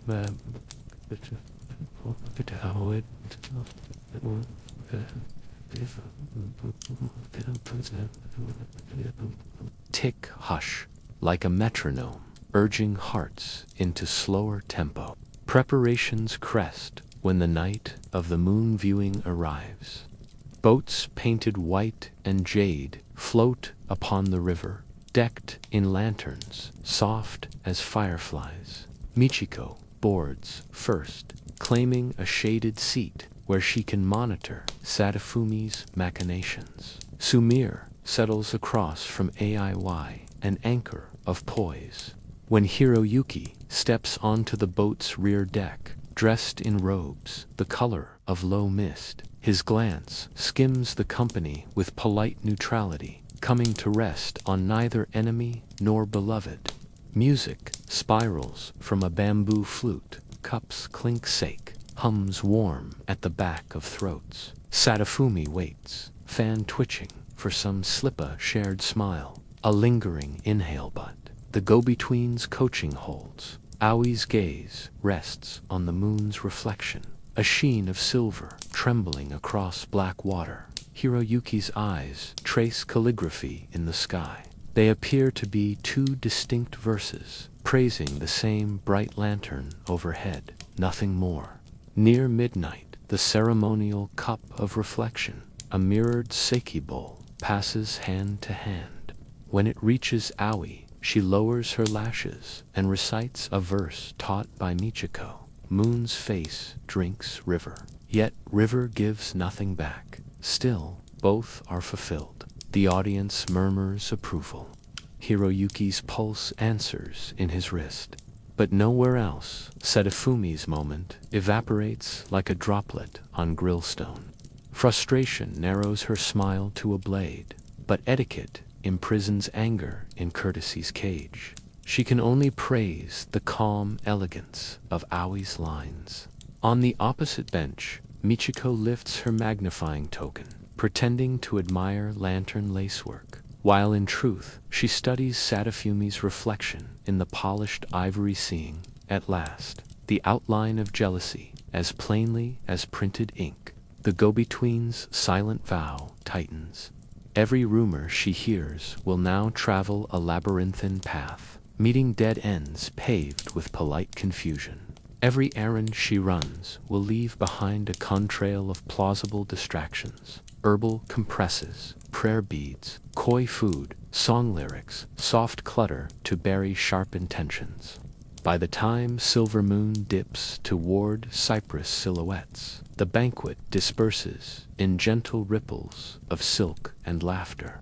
Michiko shepherds, Aoi ashore, Sumire trailing with lantern hoisted low, so beneath its glow the lovers' footprints mingle indistinctly with many. From distant pavilions comes the temple drum announcing final prayers, a sound that spreads across water like warm breath across sleeping skin. Inside that bass heartbeat, Aoi feels the night clasp her within safe arms, woven by an old woman's oath, a maid's loyalty, and a beloved's restraint. She breathes once, twice, matching her exhale to the river's slow sigh. You, too, listener, may let your breathing synchronize with that hush. Feel tension loosen, let shoulders drop, and drift aboard the lingering echo of flute notes spiraling into starlight. Behind every lattice and beneath every vow, calm endures, patient and unbroken, carrying secrets as gently as a mother carries a drowsy child. Rest there, where fragrance writes no betrayals and moonlight folds the world into one soft, silver-lined dream. The sun has only begun to tease pink from the eastern sky when Lady Aoi steps onto the rush-matted floor of her dressing chamber. The air still cool enough that the faintest breath clouds before her lips. Here, in this hush meant for quiet narration and gentle waking, the ritual of the Jani Hito unfolds like a slow melody, 12 silken notes layered one atop the other, each a precise hue carefully chosen to make the heart hum without a single spoken word. Servants move in coordinated silence, draping her first robe of pale spring green, then another of dawn rose. then a whisper-thin mantle of moonlit ivory, building a living tapestry that will speak more vividly than any poem if only one knows how to read. As the layers settle, they create tiny pockets of air and fragrance, little hidden chambers, where memories of chrysanthemum sachets and night bridge over water still linger, turning cloth into an archive of stolen midnights. In the Heian court, color is language, and today Lady Aoi intends to rewrite that language with the quiet confidence of someone who has finally learned which brushstroke hides deepest meaning. A traditional scholar might say willow green paired with shell pink evokes early spring, but Aoi adds an underrobe of muted violet as a secret flourish, signaling perseverance beneath innocence. It is her way of assuring Hiroyuki that the bloom of their affection will survive the first frost of rumor. The palette will pass under the eyes of dozens of courtiers at today's incense mixing ceremony. Yet only one heart is meant to translate the message fully. She studies the mirror layers, drifting and shimmering like calm water, and imagines how those colors will change as she walks, how each sway of sleeve will let a buried hue flash out for a heartbeat. Invitation, caution, promise, all in a single ripple. Sumaire, steady as a temple bell, supervises every fold, matching the slow cadence ideal for soft-spoken storytelling. Her fingers ghost over seams, checking that the violet lining peeks out by no more than the width of a magnolia petal. Anything wider, and Sadafumi's hungry gaze might brand it provocative. She tucks a final sachet of first plum at sunrise into the third layer from the skin, where body warmth will coax the faint aroma outward only during moments of excitement.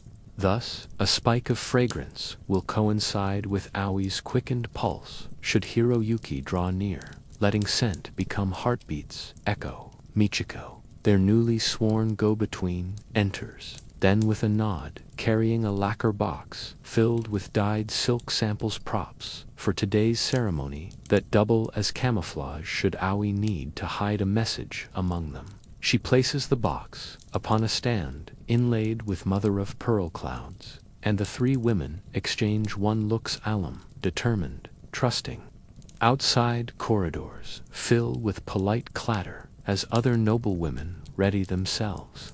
Yet within Aoi's chamber, the atmosphere remains a calming cocoon. Michiko whispers the day's caution. Sadafumi has enlisted 2 junior ladies to track every color combination used at court, claiming to compile a fashion chronicle for the Dowager Empress. In truth, it is a net cast for anomalies that might reveal the lover's private code. The go-between's strategy is therefore simple. Saturate the palace with chromatic chatter. Sumaire will distribute rumor that today's fashion secret is layering unexpected autumn tones beneath summer robes, tempting half the court to sprinkle ochre and rust beneath their pastels. With so many signals flickering, no spy can isolate the one whisper that matters. Thus, rumor itself becomes an extra sleeve around Aoi, an invisible layer that no jealous hand can lift. The incense mixing ceremony begins in the chrysanthemum pavilion under a ceiling painted with dancing cranes. Bronze braziers glow, releasing calming sandalwood mist that soft speaks through the hall like a cradle lullaby. Lady Aoi glides to her cushion behind a reed blind, trimmed in gold. Each step a measured beat in an auditory embrace designed to lull watchers into drowsy admiration. Hiroyuki, across the polished cedar floor, kneels among the gentlemen participants, his own robe a quiet silver gray that allows his gaze never, his body, to reach toward Aoi's lattice. When the officiant calls for the first blending contest, tiny gilded paddles reveal pre-chosen resins. Aoi lifts her sleeve to accept the bowl, and in that motion, the secret violet flashes, like dusk between clouds. Hiroyuki's breath catches, but only for an instant. Outwardly, he remains poised, as though contemplating the smoke spiral rising from his cup. Color, like words, gathers meaning from context, and today's context swirls with competing hues. Sadafumi arrives, wearing a brazen combination of scarlet and imperial yellow, ostensibly to honor a solar festival, actually to dominate attention. Yet AIU's subtler layers draw the discerning eye precisely because one must lean closer, figuratively, to decipher them. Throughout the ceremony, she and Hiroyuki exchange no poems, no fans-only brushstrokes of silk glimpsed between the reeds each time she leans forward to examine a resin or he tilts his wrist to fan smoke. Their dialogue is woven of glimpses. Her willow over rose means budding hope, his muted silver answers with steady devotion. Her flash of violet promises endurance, his equally faint underlining of aquamarine seen only once when a sleeve slides backs wears tranquil confidence. Like a lullaby sung under one's breath, their conversation can soothe without ever waking suspicion. Still, risk drifts on every scented breeze. At one point, Sadafumi accidentally stumbles near Aoi's blind, knocking a brazier lid so that sparks flare, forcing Aoi to lift both arms quickly to protect her sleeves. The sudden motion reveals more violet than planned, and a hush ripples through nearby spectators.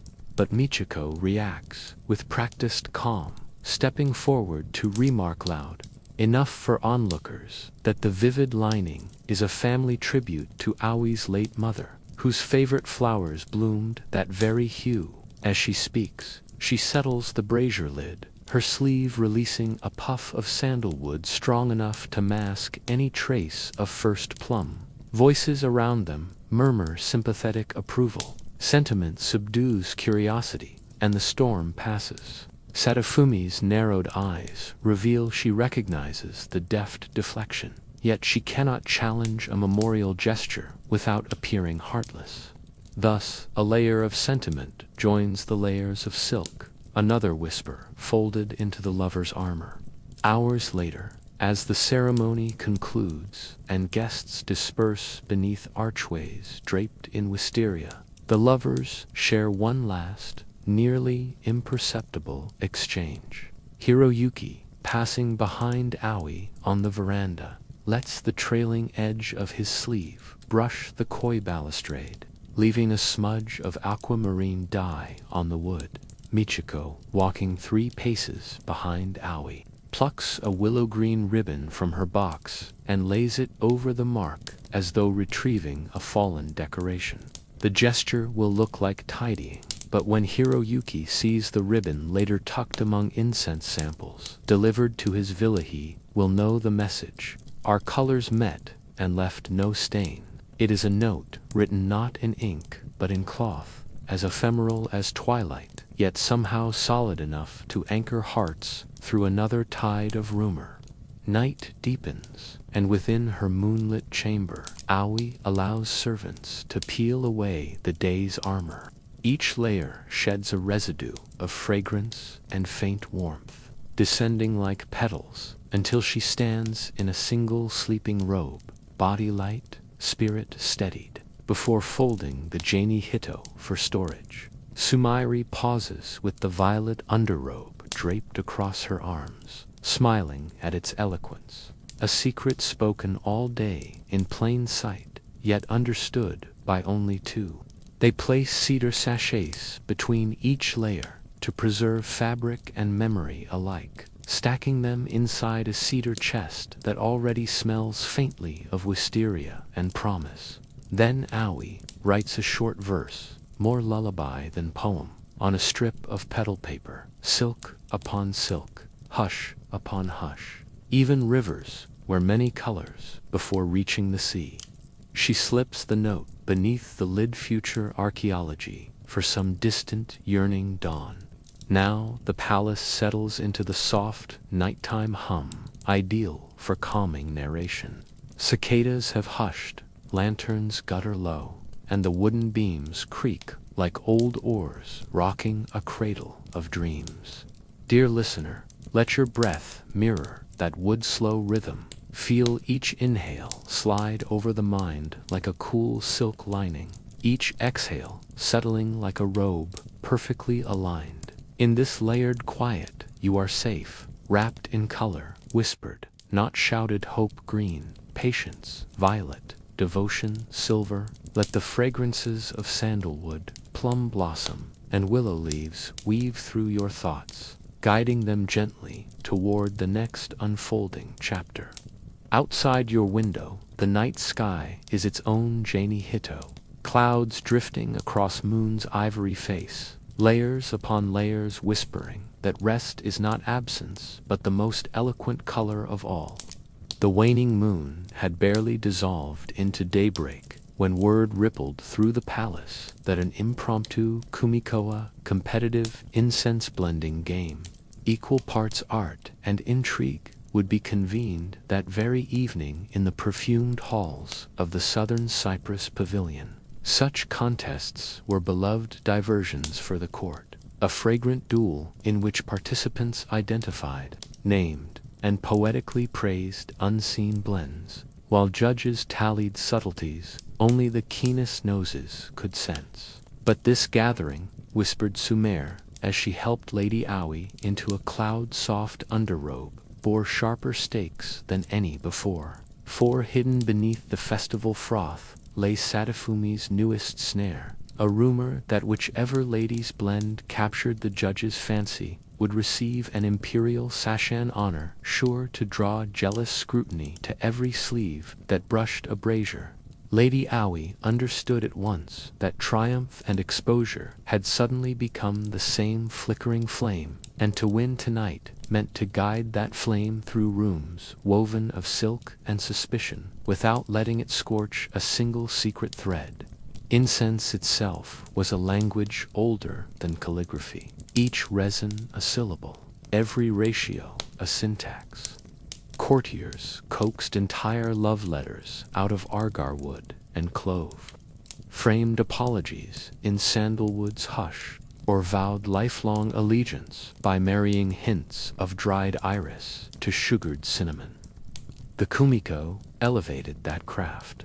5 braziers, each masked beneath a crimson lid, exhaled layered smoke in timed sequence. Contestants inhaled from tiny silver chimneys, then scribbled poetic names and numeric guesses for the hidden recipe. 3 grains of this, half grain of that. Judges listened for both accuracy and elegance, scoring not just the nose, but the soul. Tonight, rumor said, the Empress's own herbal physician would serve as chief arbiter, his sense of smell rumored so refined that he could distinguish wood harvested at dawn from wood felled at twilight. Hiroyuki, reading this tidbit in a servant's courier note, felt excitement thread through caution. The physician was a distant cousin twice removed, sympathetic to discreet romance, and unlikely to weigh palace gossip heavily. Still, the contest floor would teem with rivalries and prying fans, the perfect place for Sadafumi to tug one loose thread and watch hearts unravel. All afternoon, the Southern Cyprus Pavilion thrummed like an enormous, fragrant hive. Attendants scurried with cedar boxes, clay ash forms, and pearl-handled tongs, while lesser courtiers lingered at lattice windows in hopes of glimpsing early blends. Sumair navigated the bustle with her usual unhurried grace, shepherding Lady Aoi and Michiko to a screened alcove where a monk apothecary had agreed to grind their chosen resins under vows of silence. Together they weighed powdery shavings of Chiara N, almost mythical agar wood, prized for its cool, distant sweetness, then folded in burnt orange peel, dried plum blossom, a single grain of alabaster camphor, and the faintest breath of bitter chrysanthemum. As mortar met pestle, the mixture released a scent like night air sliding across river water, at once soothing and electric. Aoi named the blend First Echo of Distant Bells, hoping its quiet complexities might resonate deeper than the louder perfumes she expected Sadafumi to deploy. They sealed it in a porcelain cup, whose lid bore a hand-painted moon, and Sumire tucked the cup beneath Aoi's third sleeve layer, so body warmth could coax the top notes alive without sapping their mystery. On the far side of the pavilion, Hiroyuki prepared in parallel solitude. He dismissed well-meaning pages, eager to fetch fortunate resins, and instead trusted his own hands, gloved in deerskin, to prevent stray oils from tainting the mix. To Chiara, he added frankincense carnelian-colored as sunrise, a ghost pinch of crushed violet petal, and 2 grains of sea salt roasted over pine embers on eccentric flourish, meant to recall the briny breeze that sometimes swept the capital at equinox. He christened his blend Moon-Washed Shoreline, a private homage to the night carriage's secret path along the riverbank. Before sealing the cup, he slipped a sliver of magnolia bark inside, a gesture he knew only one person would notice if fortune brought their braziers near. Each step he took carried calm, measured for an audience that would read steadiness as virtue, passion as peril. Yet beneath the shell of etiquette, his pulse beat time to the memory of violet silk flashing between reed blinds a tempo neither drum nor flute could match. Evening gathered like thick incense itself, rolling down eaves and settling atop the pavilion's carved lintels. Lanterns painted with cranes, herons, and moon phases glimmered to life, casting pools of honeyed light that made drifting smoke appear as pale fluid banners.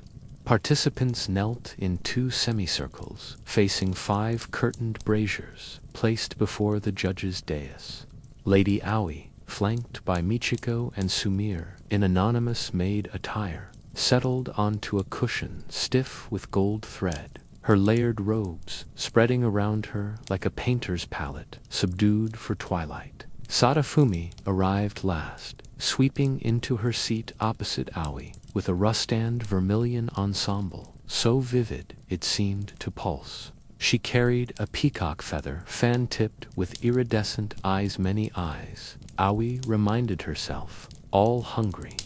Hiroyuki entered among the gentlemen with a bow so modest one might miss him entirely, then took a seat that offered no direct line of sight to Aoi, yet aligned their breathing within the same column of lantern glow. A hush settled, the hush that precedes temple gongs, nursery lullabies, and crucial first heartbeats. The chief physician struck a jade chime, and the contest unfurled. Brazier 1 opened. A plume of woodsy sweetness, laced with pepper, drifted forth. Each contestant leaned, inhaled, and etched silent interpretations onto silk cards. AIA identified myrtle root under pine and scribbled the name Rain on needles, steadying her wrist so the violet lining did not flare.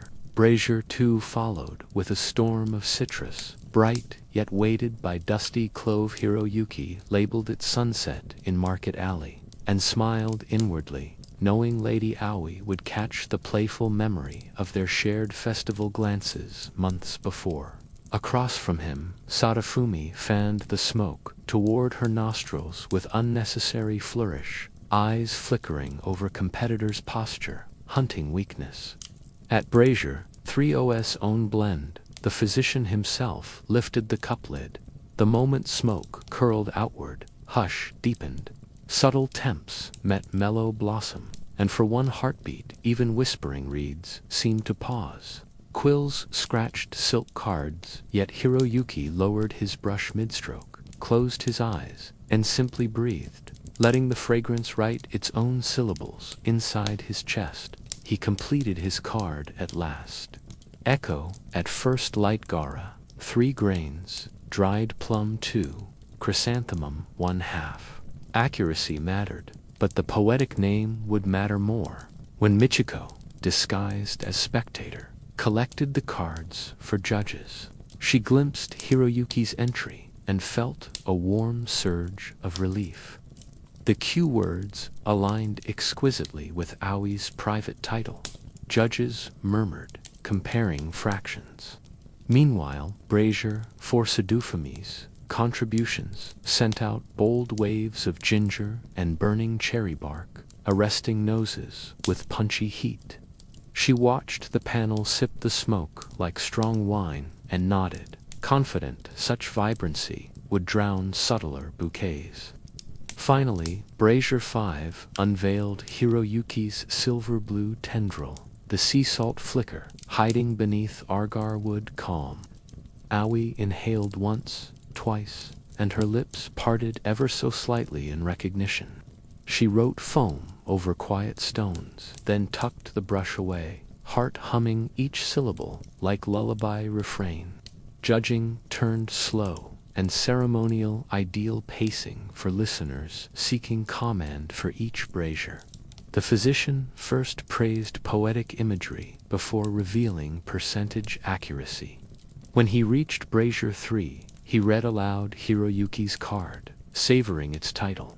Then, shifting to Aoi's handwriting on another silk slip, he smiled behind the sleeve and pronounced both descriptions equally harmonious, as though sung by a matched pair of biwa under one moon. Murmurs rippled. Sadafumi's fan stilled, the eyes glittering dark. She expected admiration to swirl toward her fiery blend, but the hall's collective breath lingered on Brazier 3's subtle aftertaste. When scores were tallied, first echo of distant bells edged ahead by a half-point victory, so slender it could slip through any gossip net, yet bright enough to warrant the imperial sash. Michiko bowed to receive the honor on Aoi's behalf, citing late-blooming fatigue as reason her mistress could not step forward. The sash of pale gold embroidered with silver clouds would later be delivered privately, away from Sadafumi's calculating stare. Victory, however, placed a crown of embers upon Aoi's head, beautiful, dangerous. Sadafumi cheeks, slack in cordial disappointment, drifted near as guests dispersed, praising the winning blend while quietly asking which advisor helped choose such subtle ratios. Michiko replied with practiced senility, claiming she had mistaken sandalwood for cedar until the very last moment. Surely, mere luck favored them tonight. Sumair chimed in that Lady Aoi's mother once taught her to trust the smallest breath, not the loudest. Their layered deflections slipped like koi through Sadafumi's net, leaving her with only water between fingers. Later, in a shadowed corridor, she hurled her peacock fan against a pillar, swearing she smelled violet undertones, proof of clandestine communication she still lacked courage to reveal without concrete scandal. Beyond reach of that bitterness, Lady Aoi retired to her moon-washed garden, the imperial sash folded over her forearms like a river of subdued starlight. She knelt beside the stone lantern where night moths fluttered, lifting the sash so moonbeams stitched themselves across silver clouds. Michiko and Sumare stood discreet guard as Hiroyuki approached from a side path lined with drifting pampas grass, his step muffled by fresh reed sandals. They spoke no word. Instead, Aoi untied a single thread of gold from the sash's hem and placed it upon his palm, one sparkle of shared triumph with no public weight. He answered by opening his fist to show the magnolia bark sliver, now fragrant with salt and chiara, which he set in the lantern's ember pan. As resin touched coal, a new perfume curled skyward, a union of their two blends, woolsoft and endless. Both bowed, then stepped back into respective shadows, allowing the combined scent to rise alone, unsullied by breath, toward the patient stars. A hush deeper than victory settled across the courtyard, perfect for drifting listeners. Imagine, dear dreamer, that you kneel among them, feeling warm cedar beneath your knees, breathing smoke that tastes of ocean dawn and temple bells at once. Let shoulders loosen, let eyelids drift half shut like lantern lids easing closed to guard light. Each inhale draws calmer, each exhale folds the day's flutter into quiet dusk. Somewhere a distant bell rings once low, rounded, reassuring. Feel its echo ripple through marrow, grounding you the way Chiara roots its sweetness in ancient earth. Fragrance, after all, is memory given wings, and tonight those wings carry you toward gentle sleep, away from fans with watching eyes, toward dreams where smoke writing in lantern glow always spells safety, always spells home. The hush that lingers after triumph often feels more delicate than the victory itself. Dawn glows pale peach against the cypress pavilion's empty eaves as Lady Aoi kneels within her writing salon. The imperial sash coiled beside her like a sleeping river, for all its shimmer. The cloth weighs less than the unspoken vow curled inside her chest. The realization that fragrance, color, and shared silence have carried her and Hiroyuki to the threshold of something even more daring, granting each other private names. In Heian custom, this rite eclipses every scented poem, every midnight carriage. To bestow a secret kimitomana is to place one's living spirit in another's keeping. Lovers choose syllables that never pass public lips, and for as long as the bond endures, that whisper becomes a key unlocking joys and consolations no outsider can comprehend. Yet, should the name escape into gossip, it shatters like porcelain, leaving shards sharp enough to wound both hearts beyond repair. Thus, the moment demands a stillness inside which only absolute trust can breathe. The room's sliding screens are shut. Sumire waits, 3 tatami lengths away, eyes lowered, listening for threats invisible to Aoi's inward-turned focus. On the inkstone, a bead of water hovers, refusing to slide until Aoi exhales slow, steady, summoning courage to summon a name. She thinks first of the river whose mirror has so often hidden their footsteps. Kawa is too simple. Riverbanks belong to every poet. Her brush moves, trying Shigetsu clear moon, but that word already graces court anthems. She sifts memories instead. Hiroyuki's sleeve, brushing Pampa's grass. The aquamarine dye he left like tide mark on cedar. Salt-sweet incense that tasted of shoreline dawn. A phrase surfaces, gentle yet bright. Shiger no kata, lord of fresh rain, evoking the soft shower that falls just before winter's onset. Rare, cleansing, full of promise rather than chill. She writes the 3 characters in cursive so fine they resemble wind-blown reeds, then folds the paper into a crane no larger than a firefly.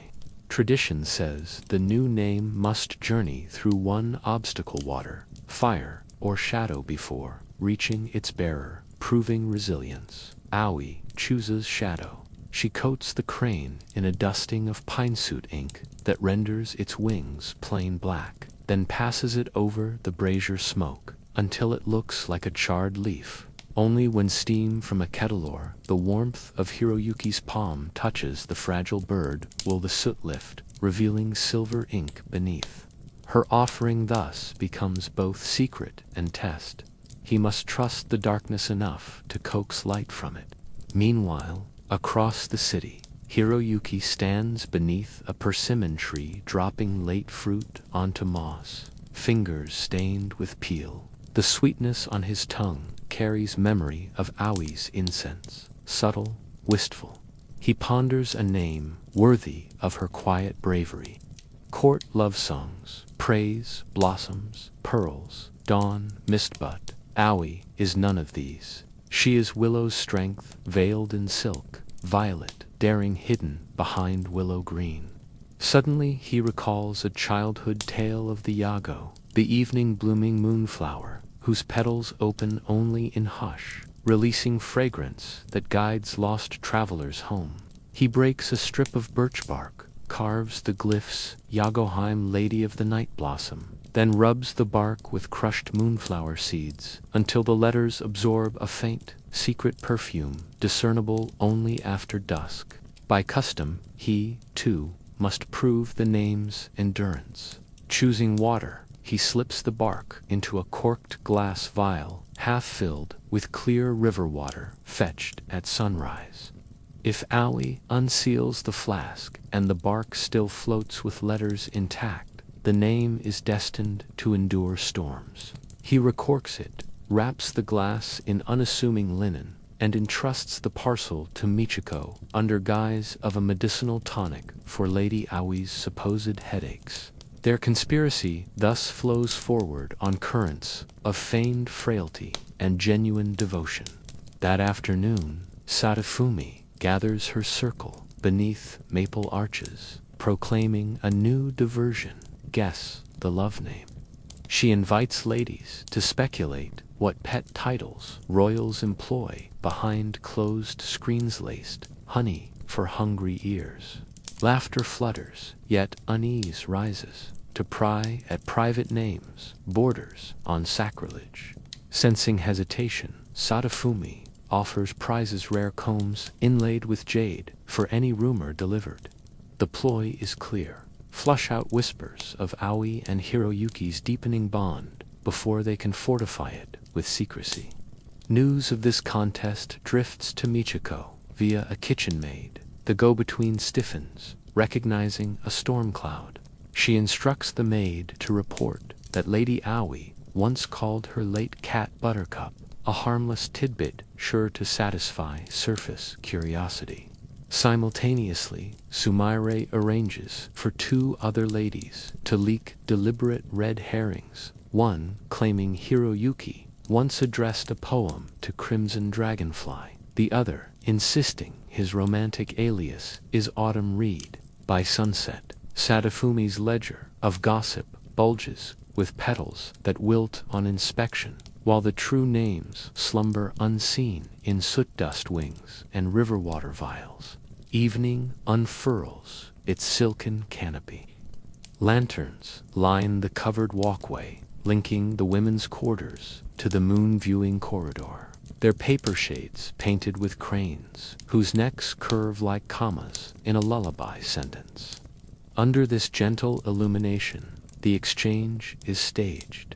Lady Aoi, escorted by Sumire and Michiko, performs the slow promenade expected of ladies seeking cool night air. Hiroyuki appears from the opposite direction, ostensibly heading toward the library. They pause at the corridor's midpoint, separated by one reed screen arch veiled in climbing white jasmine.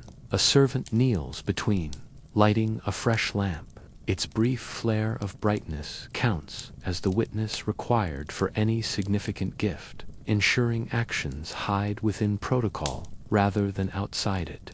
Michiko steps forward, offers the linen-wrapped vial under cover of presenting digestive tonic. Aoi receives it with a bow, fingers trembling only within the sleeve's privacy. Then she withdraws the soot-black crane, balanced on her fan's edge, and lets it glide across the lamp's warm updraft to Hiroyuki's waiting palm. In public eye, it looks like a whimsical paper ash-nothing, worth second glance. Yet, as he bows, the lamfiot already begins erasing soot from one wing, revealing a silver stroke that glints, then vanishes when he folds fingers closed. They part. Every corridor step amplifies heartbeat into drum, but posture remains tranquil, ideal for bedtime storytelling. Back in her room, Aoi dismisses servants and plants the vial on a lacquer stand beside the sleeping mat. She waits until the hour of the ox to unseal it, allowing hush to cloak anticipation. When cork slips free, a soft plink punctuates silence. The birch bark rises, letters emitting the faint, earthy perfume of moonflower. Candlelight reveals the glyphs for Yagoheim, glowing amber against pale wood. Emotion swells, deeper than fragrance, and Aoi presses the bark to her forehead, accepting the name into her marrow. Then she tilts a kettle, so a whisper of steam caresses the charcoal crane. Soot beads, lifts, floats like charcoal snow. Beneath, silver script gleams. Shiger no Kata, Hiroyuki, alone in his villa, performs the same ceremony, holding the crane above a steaming rice bowl. When silver syllables emerge, he murmurs them once, twice, letting the sound root beneath heartbeat where no rumor can reach. From this night onward, new ritual weaves through their covert dance. In every poem Hiroyuki sends, the first syllable begins with the she sound, homage to Shigeru. Every ink he chooses contains traces of winter plum, memory of cleansing rain. Lady Aoi counters by signing her replies with a subtle swirl, shaped like a moonflower's 5 petals, scenting them with a microscopic dusting of crushed yago seeds, so faint that only the bond name's bearer would notice. They become travelers, carrying lanterns visible to one another alone, moving through galleries where Sadafumi's nets tangle meaningless fireflies, while letting true starlight pass. Gossip thickens, yet, like chimney smoke, it rises too high, missing the quiet garden paths where the lovers' new names echo, inaudible to those who do not know which frequency to hear. But secrecy never rests. Weeks later, Sadafumi receives an anonymous note hinting that the imperial sash delivered to Aoi hides a code stitched in gold, perhaps a pet name. She bribes a laundry attendant to obtain the sash for routine mending. When it arrives in her chamber, she spreads it beneath lamplight, scouring embroidery for suspicious clusters of characters. She finds none. Michiko long ago unpicked the gold thread at night and resewed it in identical pattern, minus the covert twist of knots, marking Shigeru's syllables. Frustration drives Sadafumi to reckless conjecture. If no name hides in cloth, perhaps it hides in perfume. She compels the ever-compliant court perfumer to analyze Aoi's recent sachets, seeking unusual combinations. The report returns bland cara, chrysanthemum, dried plum, all fashionable. Rage flares, yet courts punish unfounded slander more brutally than sins successfully concealed. Sadafumi chokes on her own fury, forced to wait for misstep rather than invent one while outside her shuttered window. Night rain begins, light and steady, as though the sky itself whispers Shigenokata in a tongue she can never parse.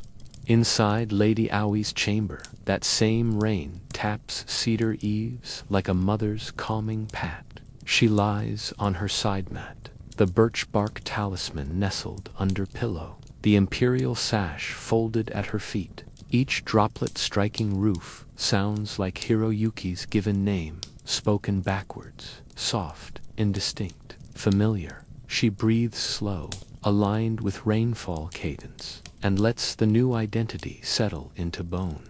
Beyond the screens, the capital sleeps. Within, unseen words guard her. Yagoheim glowing on bark, Shiger no Kata gleaming on silver wings. You, gentle listener, may settle as she does release today's tensions, like soot lifting from paper. Feel each exhale peel a weight from your chest until you, too, float.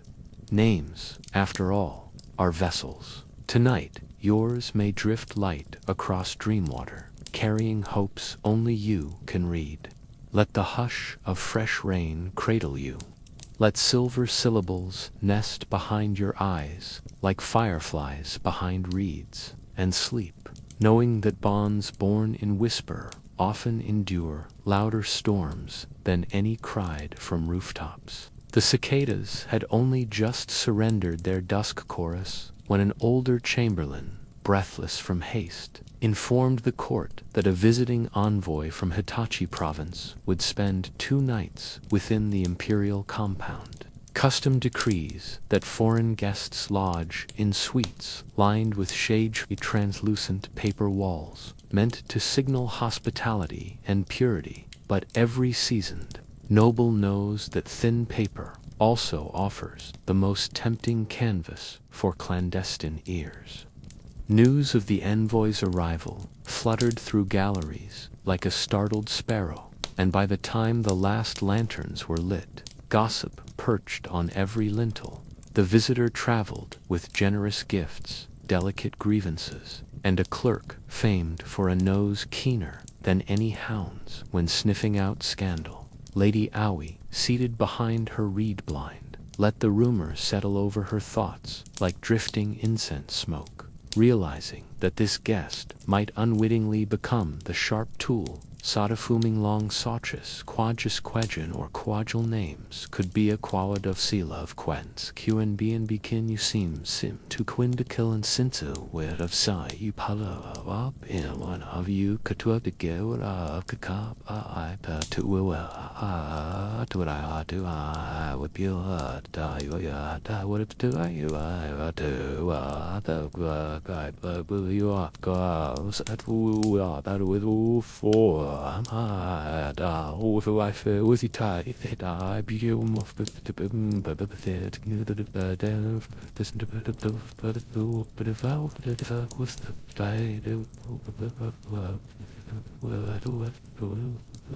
the ancient architects of Heian-Kyoto never intended Sheishia to repel intrigue.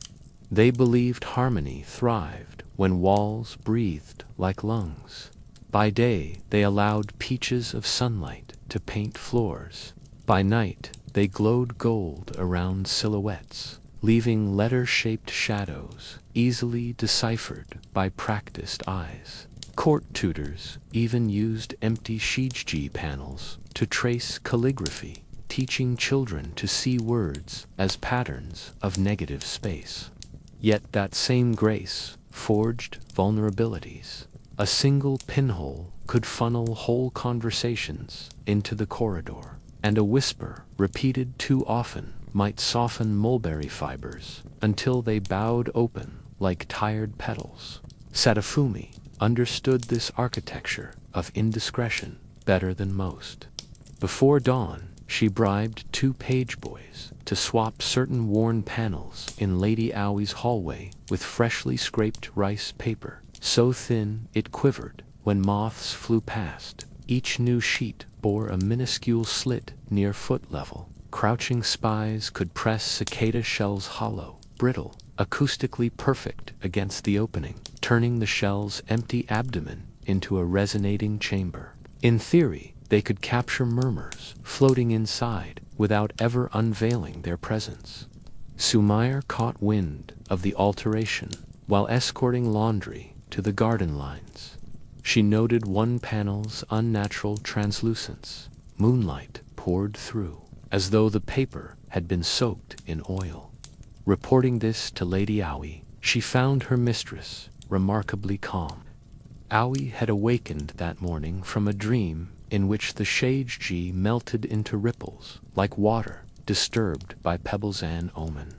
She decided that transparency could be reshaped rather than resisted. Summoning Michiko, they devised a nocturnal drill of their own. First, Michiko arranged for the envoy's clerk to receive a courtesy basket stuffed with plum wine strong enough to dull vigilance. Next, Aoi drafted a public poem cycle. She and her ladies would practice aloud just after moonrise, each verse praising the envoy's ruler with such flowery hyperbole that no eavesdropper could mistake it for intimate exchange. Finally, Sumaire and 2 loyal maids prepared a sleeve symphony, They would glide past the targeted panels at calculated intervals, rustling layered silk to create a constant hush-like wind in bamboo that would blur true speech into patterned white noise. When moonlight climbed the cypress trunks, shadows of plotters and guardians wove across corridors in contrapuntal dance. Sadafumi's hired listeners crouched behind their doctored panels, cicada shells gently pressed, ears cocked for secrets. What drifted through was exactly what Lady Aoi intended, an operatic rehearsal lauding Hitachi's fabled cranes, extolling the envoy's pearlescent wisdom, then dissolving into gentle laughter at deliberately overwrought metaphors.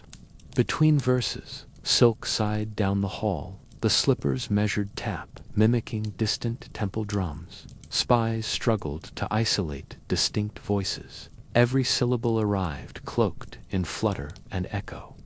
Growing anxious, they widened the slit in amateurs, mistake causing a telltale breeze to snake into the women's quarters. Michiko, poised within, felt the draft wrap around her candle flame. She signaled Sumire, who executed the contingency. A single clap that summoned 2 guards tasked with nighttime vermin inspection. Discovered the page boy's stammered excuses about retrieving a mislaid hairpin. Protocol demanded their immediate removal for disturbing the lady's practice, and Sadafumi's nascent conspiracy crumpled like wet washi before it even met the envoy's ears. But the night's contest of listening had only begun. The envoy's clerk still alert, despite the plum wine paced his suite nearby, curiosity nagging. He noticed that whenever his footsteps neared the partition adjoining a certain lady's hall, faint whiffs of chiara and burnt orange drifted in. Incense of such caliber was expensive. Clerks abroad craved tales to impress governors back home. He placed his own ear to the wall, only to find it oddly thickened. Hiroyuki, anticipating second-wave snooping, had hours earlier requested carpenters reinforce the partitions near guest quarters with an extra lattice layer act disguised as routine upkeep to honor a distinguished visitor. To any outsider, it looked like hospitality. To the lovers, it was an acoustic firewall. Defeated, the clerk retreated to his scrolls, penning instead a dry report praising the palace's impeccable carpentry and its ladies' melodious recitations. Around the third watch, when oil lamps sputtered, and even restless courtiers surrendered to futons, Lady Aoi finally dismissed her troop. Alone with Sumire, she opened the cedar box containing the charred wing crane. Silver script still glittered proof their whispered bond remained intact after a day of attempted exposure. Sumire brewed barley tea, and as steam rose, Aoi allowed her voice the softness she had withheld all evening, murmuring to her confidant that paper, no matter how translucent, could be taught to guard rather than betray. She likened their strategy to writing with invisible ink. The text exists, but only the right warmth reveals it. Sumire smiled, remembering how the envoy's clerk had sniffed blank air, while the real secrets fluttered to corridors away, inside perfumed envelopes labeled merely headache powders. They toasted with tea, the clink of cups faint as moth wings a lullaby's final cadence. Elsewhere, Hiroyuki sat cross-legged, studying the slit cicada shells confiscated from the page boys. He marveled at how something long dead could still hunger to consume fresh voices, then placed the shells into a pouch along with other failed traps collected over months. A brittle reed straw, drilled for eavesdropping, a fragment of mirror hidden behind latticework, a pot of ink laced with voyeur's charm, all trophies of thwarted intrusions, each a reminder that vigilance required creativity equal to love's own. Sealing the pouch, He set it beside his pillow offering to any dream spirits willing to trade new defenses for old fears. Dear listener, picture the palace now. Corridors cleansed by quiet, lanterns exhaling their last ribbons of smoke, and paper walls rustling only with the breeze, not rumor. Let your breath slow until it matches that breeze draw. Drift, rest like mulberry fibers settling after a day's strain. Imagine a single moonbeam threading through unpatched seiji to paint a silver bar across tatami. A private invitation to step into a calmer realm. There, secrets remain folded safely. Cicada shells lie mute, and every heartbeat sounds like soft rain on paper roofs. Allow sleep to slide over you as gently as rice paper sliding in its groove, guarding dreams just as Aoi and Hiroyuki guard their names, quiet, resilient, glowing from within. The season's first breath of cool wind had scarcely entered the capital when the Imperial Council announced that Lord Takeda Katsumura-san of a rising samurai house, recently rewarded with northern fiefswood, visit Heian-era to present autumn taxes in person. Warriors seldom crossed the palace threshold. The city belonged to brocade-sleeved courtiers who wielded poems instead of blades. Yet the shogun's influence now brushed against courtly brocade like a steel edge grazing silk, and every noble felt the fabric quiver. For Lady Aoi and Hiroginali, bound by the secret names Yagoheim and Shigenokata, the visit carried extra peril. Samurai valued blunt honor over scented nuance. They questioned whispers, preferred truths spoken at sword length. A single sideways glance caught by a warrior's eye could shred months of delicately spun hush. At dawn, candlelight still trembling on sliding doors, Sumire read the decree aloud while Aoi braided her hair. Neither spoke of danger outright, but both sensed their hidden river entering rapids, where subtlety might smash upon rocks of martial candor. Lord Takeda arrived under banners of crimson and indigo, his retinue a tide of lacquered armor and horsehair crests. Palace stewards, unaccustomed to spur clangor, hastily laid reed mats to muffle footfall, but the tread still thudded like distant taiko drums along cedar corridors. Courtiers lined balconies, fans half-raised in polite awe as the samurai lord made the ritual bow before the chrysanthemum pavilion.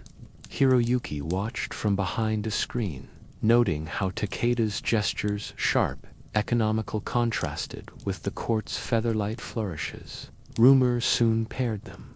The warriors sought not only imperial favor, but an alliance through marriage to a refined noblewoman.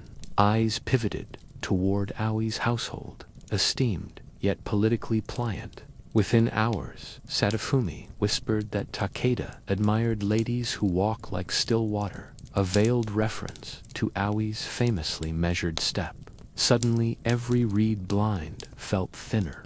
Every poem risked interception by armored hands less tolerant of coded size. Custom demanded entertainment. So a martial demonstration was scheduled on the lotus-rimmed archery grounds, an arena where samurai confidence could shine while courtiers offered elegant applause. Michiko, assessing vantage points, realized the field's open geometry left no perfumed alcoves or latticework veils. Here gestures unfolded beneath cloudless sky. She advised Aoi to cloak her violet underrobe with an overdress of sober gray, the color of morning mist, to mute any flash Takeda might read as flirtation. Meanwhile, Hiroyuki, drafted to compose the event's dedicatory verse, faced his own dilemma. Samurai valued clarity, yet he dared not pen lines so direct they revealed his private storm. He wrote of autumn arrows splitting river reflections, praising discipline, yet hinting gently that mirrored water holds secrets arrows cannot reach.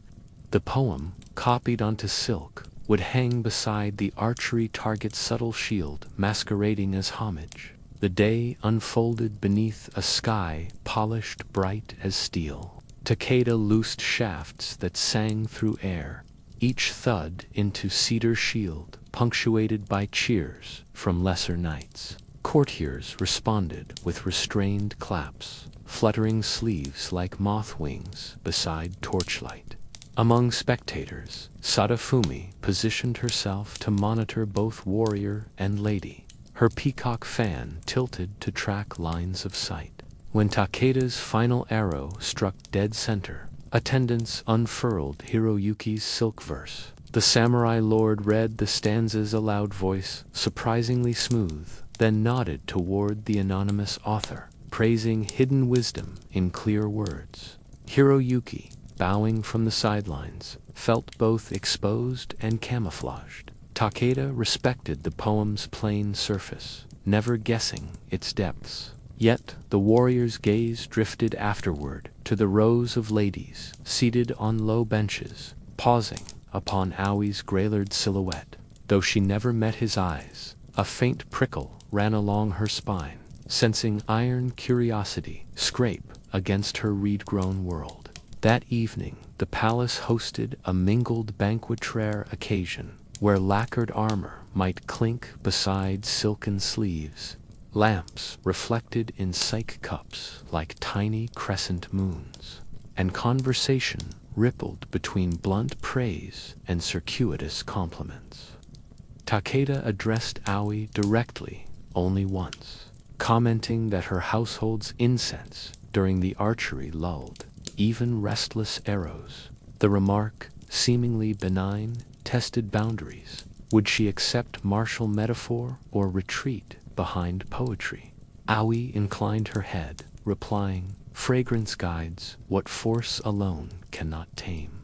Listeners smiled at the elegance. Takeda's eyes narrowed in brief intrigue. Sadafumi, reading the exchange, sensed opportunity. If the samurai pressed further, Aoi's demure defenses might crumble, especially if forced to choose between warrior alliance and secret courtly romance. She fanned the flames by praising Takeda's strategy, suggesting privately that Lady Aoi admired decisive spirits. The warrior, unused to labyrinthine court games, took the compliment at face value. Over the next 2 days, subtlety wrestled directness in every corridor. Takeda sent Aoi a lacquer box of calligraphy, brushes, practical, unornamented. Hiroyuki countered with a poem hidden inside a hollow hairpin delivered by Michiko.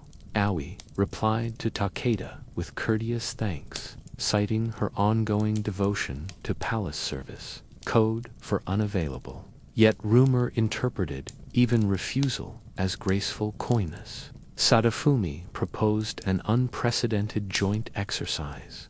Poets would compose couplets inspired by archery, while warriors demonstrated sword kata timed to flute musica. Spectacle meant to blend iron and ink. Court elders hesitated.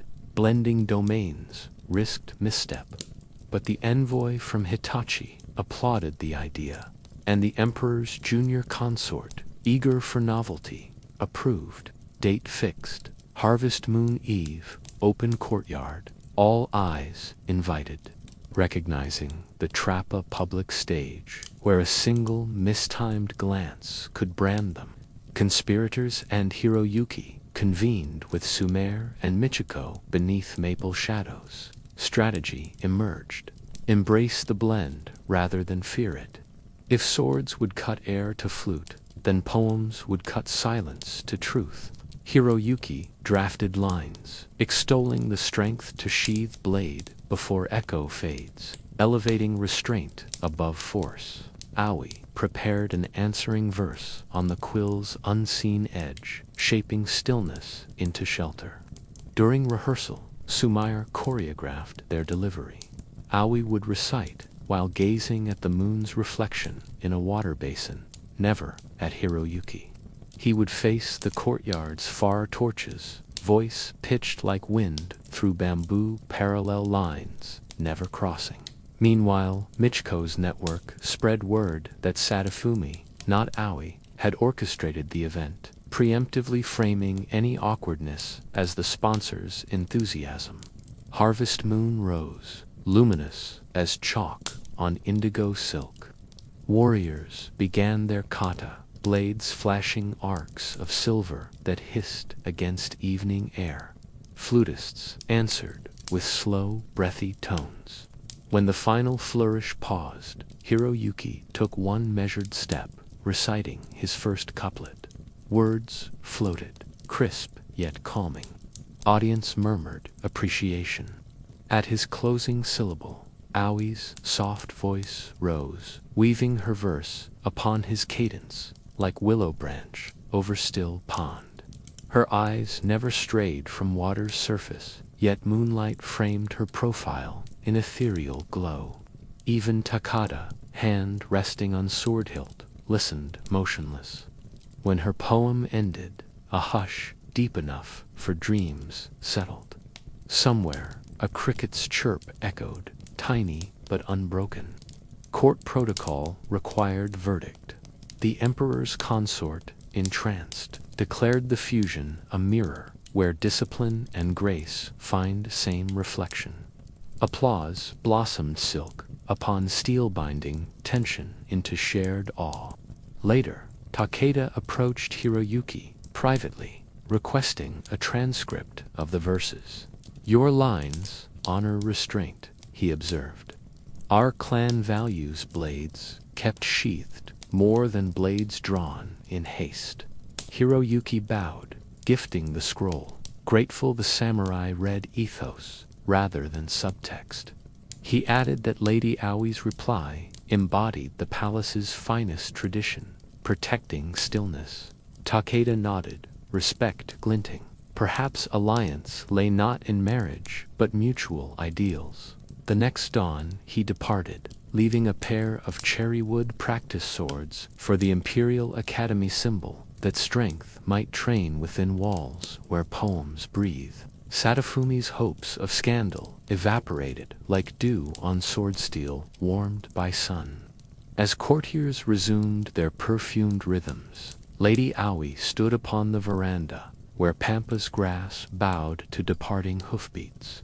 She exhaled, sensing the river of her secret bond widen into calmer bends. Hiroyuki's poem, speaking of restraint, had echoed through armor and ambition, affirming that subtlety could parry blunt force without shedding a drop of blood. In her sleeve, the birch-bark talisman of Yagoheim's name warmed against pulse.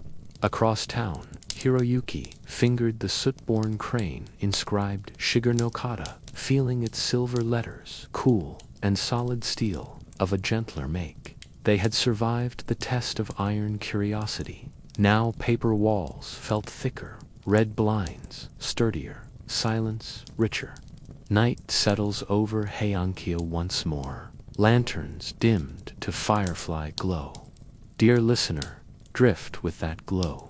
Imagine sword arcs slowing into moonlit loops, then folding into calm spirals of incense. Let breath soften, matching the distant flute's exhale. Strength, you see, is not always loud. Sometimes it whispers through layered silk and measured verse, steady as your own heartbeat easing toward sleep. Slip into that hush where steel sleeps in scabbards and names rest safe behind closed lids. There, the river of dreams flows wide and unhurried, carrying willow shadows, moon blossoms, and the gentle promise that even storms of armor cannot sever threads woven in quiet midnight hours.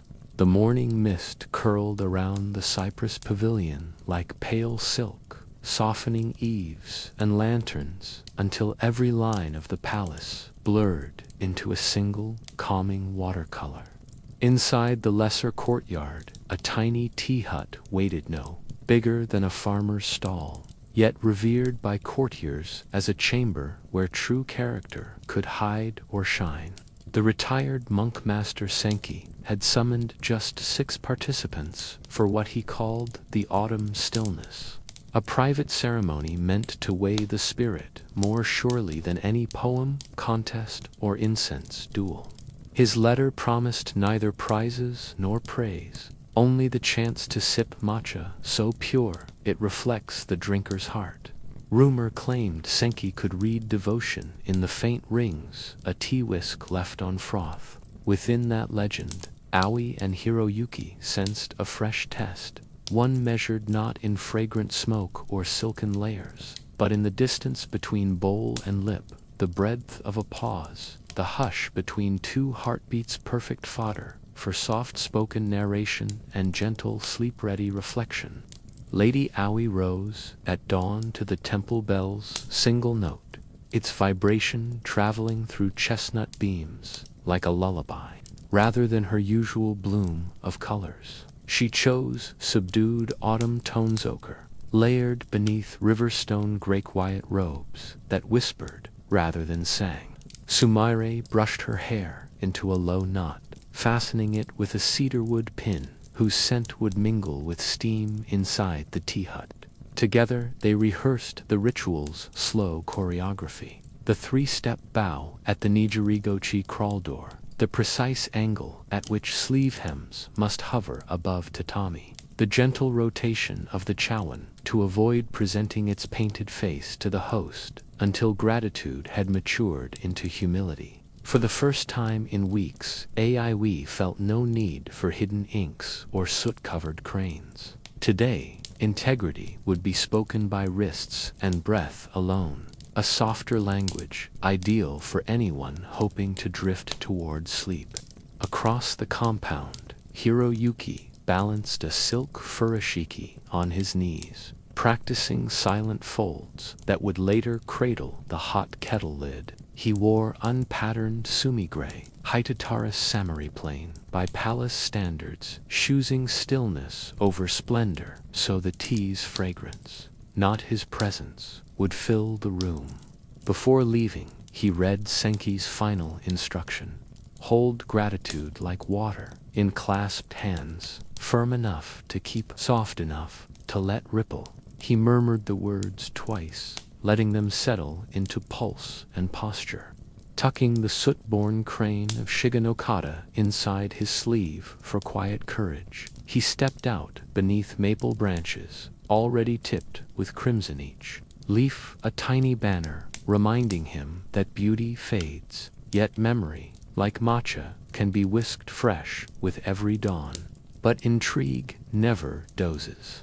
Sadafumi had secured a seat through flattering the monk master weeks earlier, claiming academic interest in wabi-sabi aesthetics, while plotting to catch Aoi and Hiroyuki exchanging some telltale glance. She bribed a junior groundskeeper to shift one corner of the hut's central tatami half a finger width off its grid, barely visible to the eye, yet enough to unbalance an unwary kneel. A stumble, a hand landing on another's sleeve, a flush. Gossip would bloom richer than any bowl of powdered jade. To disguise the tampering, she dusted the misaligned seam with fresh rush, confident no courtier would dare adjust Senki's sacred floor. All was set. The tea room might be small, but for rumor's keen ear, its paper walls could echo louder than temple bells.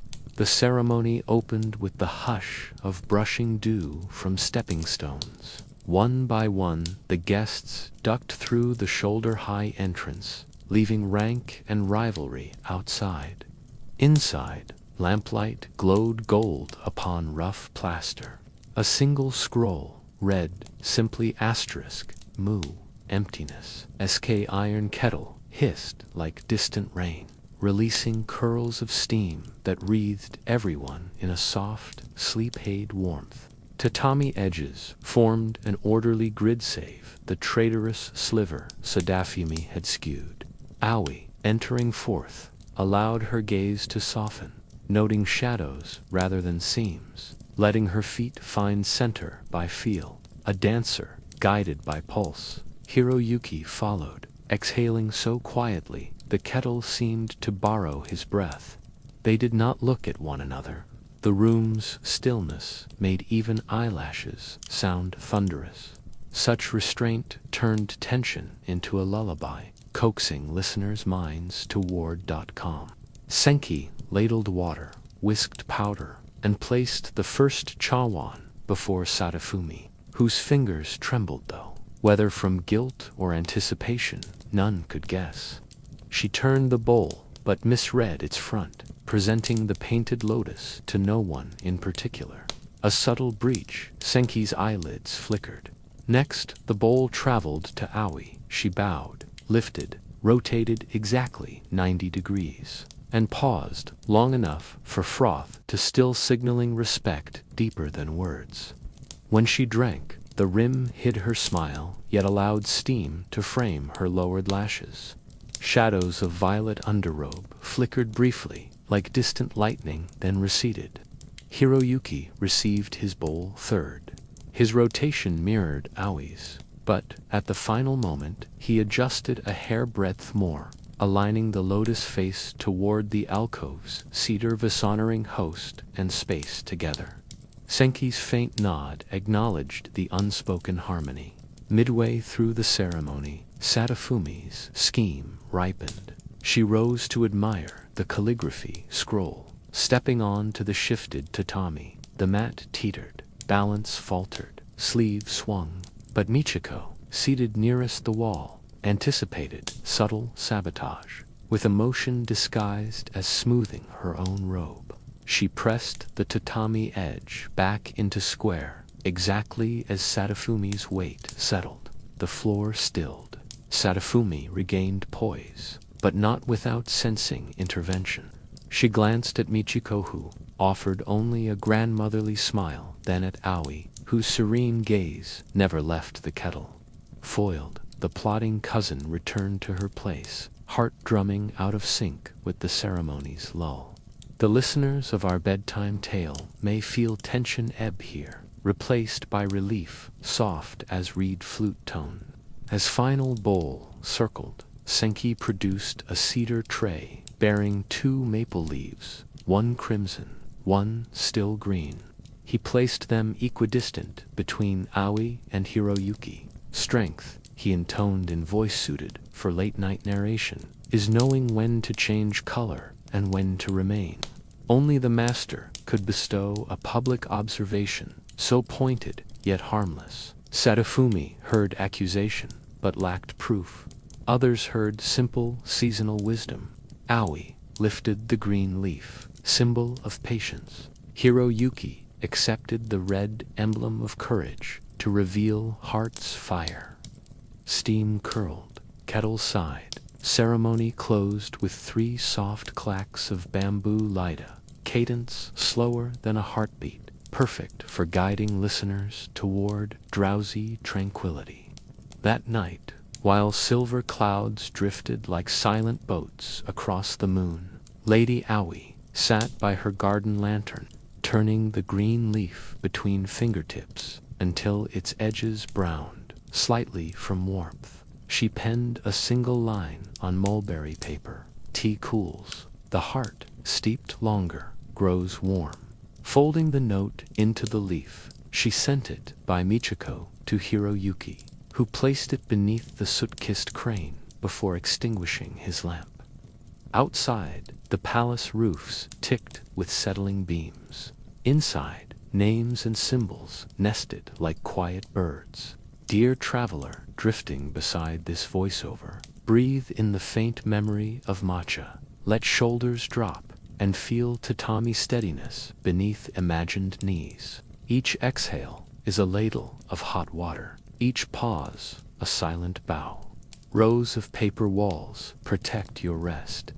The kettle's whisper fades into star-soft hush, guiding you gently, gently into sleep. The rainy season arrived without ceremony, like an ink wash gradually darkening parchment, and soon Heian-kyo awoke each dawn to the soft percussion of water on tiled roofs. Courtiers adjusted their routines to this liquid metronome.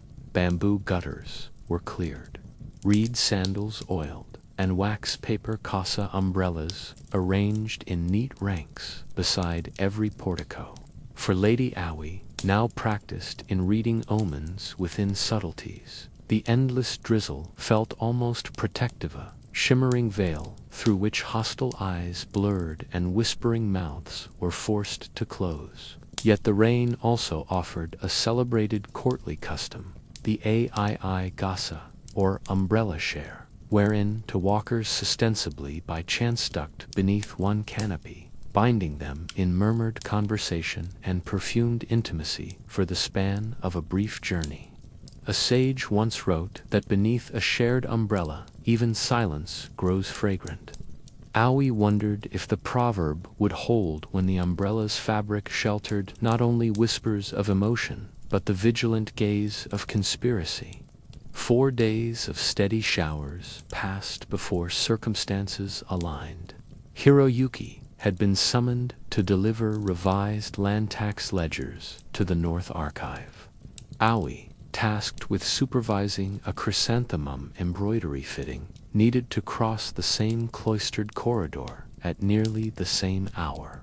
Snore, who now orchestrated schedules as deftly as any court musician, timed their departures so that, should the clouds provide their usual midday downpour, the pair might intersect beneath the covered walkway adjacent to the Imperial Herb Garden, a place where attendance was sparse and footfalls muffled by moss. Satafumi, meanwhile, remained preoccupied, drafting an elaborate petition to audit incense imports. Convinced illicit blends concealed deeper intrigue, her eyes, for once, would be elsewhere. Thus, the stage was washed clean, the actors rehearsed only by heartbeat, and the sky itself prepared to cue the scene. Mid-morning drizzle intensified into silver chords, drumming rhythmic solace fit for bedtime listening. Aoi lingered beneath the eaves outside her chamber, adjusting the plain cedar pin anchoring her hood. Though in truth she measured the tempo of raindrops, waiting for that subtle thickening of sound that signaled the heaviest curtain of rain. At last it fell, blurring garden lanterns into smudged halos. She stepped forward, waxed paper umbrella angled to cradle her view. The corridor beyond resembled a narrow stream, glistening, bordered by oyster-shell gravel. Each stride felt buoyant, as if rainwater lifted silk hem from Earth's intrigues. Ahead, Hiroyuki emerged from an intersecting path, his own umbrella a muted gray circle against the storm. The distance between them shimmered. They drew closer, footfalls synchronized by unspoken rhythm, until a gust attacked, flipping the edge of Aoi's canopy and splattering cold beads across her cheeks. Hiroyuki quickened yet remained measured, closing the gap and tilting his umbrella to overlap hers like crescent moons aligning. Their canopies touched, forming a single, larger dome under which rain's chatter softened to gentle static. Etiquette dictated acknowledgement without excess familiarity. He inclined his head exactly so, murmuring, "The sky writes boldly today," she answered. "Yet ink washes clean when shared," a line double-laden, polite remark about rain's cleansing and secret assurance of trust. Between their shoulders, a gap remained modest. Proper but warming currents of breath spiraled within the enclosure, carrying faint hints of cedar and the lingering first plum at sunrise, sachet she had revived for courage.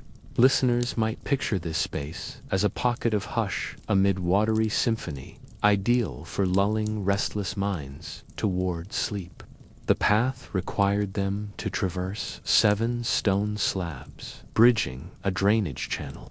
Each slab represented, in tea-room lore, a virtue: patience, honesty, restraint, kindness, clarity, humility, and hope. Senki, the tea master, had taught that count to them both, and as their sandals tapped each stone, they silently named those virtues, stealing purpose. On the slab of honesty, Hiroyuki whispered, just loudly enough for droplets to carry words to Aoi's ear, alone. Shige no kata. At once, the secret name made the shared space pulse with recognition. She replied, equally hushed, Yagoheim. The rain, vast yet gentle, seemed to bow around the syllables, tucking them safely into its watery song. Should an unseen spy have crouched nearby, the cascade would have blurred half the exchange. But no spy lingered, for even palace gossip avoids the chill that seeps into bones during long, wet vigils. Midway along the cloister, the herb garden wall opened to reveal a honeysuckle pergola, its blossoms drooping heavy with moisture, releasing a sugar-soft aroma. There, Hiroyuki halted, angling the umbrella to widen further so Aoi might admire the flowers without stepping from cover. She extended a gloved hand, fingers brushing a bloom. Golden drops slid down the petal onto her sleeve, erasing specks of road dustiny ablution. Soon these will brew cough tonic for winter, she observed, voice barely above rainfall. Perfect for drowsy narrations, he replied. A tonic brewed in rain retains the sky's serenity. Small exchanges, yet each syllable stitched resilience into their bond. Over the garden wall, distant drums signaled noon prayers. The vibrations traveled through damp air like a heartbeat slowed for meditation. They resumed walking, umbrellas locked, and reached the breezeway where their obligations diverged. Protocol required separation before any watching footman could note undue proximity. Hiroyuki tilted his canopy higher, shielding her as she withdrew, allowing his own shoulder to soak in the fringe of rain, while preserving her dryness. A gesture, subtle but eloquent. She paused long enough to close her umbrella, tapping its waxed surface once against his in silent thanks, then slipped through a beaded curtain toward the embroidery atelier. He watched only until her silhouette blended with lamplight, then pivoted toward the archive wing, carrying half of the shelter they had shared like a lingering echo. Inside the atelier, seamstresses bustled amid silks and golden thread. Yet, despite the clatter of looms, Aoi carried rain's hush within her. She unfolded her umbrella to dry and discovered, painted on its inner rib in pale ink, a single character N, connection. Hiroyuki must have inscribed it earlier, knowing rainfall would conceal the mark until she opened the canopy indoors. It glowed faintly, reflecting lamplight like moon on still water, and for a heartbeat she shut eyes, letting reassurance ripple outward. Meanwhile, across the palace, Hiroyuki spread ledger scrolls, yet found focus drifting to his damp shoulder, where the memory of her closeness lingered warmer than any hearth. Unbeknownst to them, Sadafumi's courier returned that evening with disappointing news.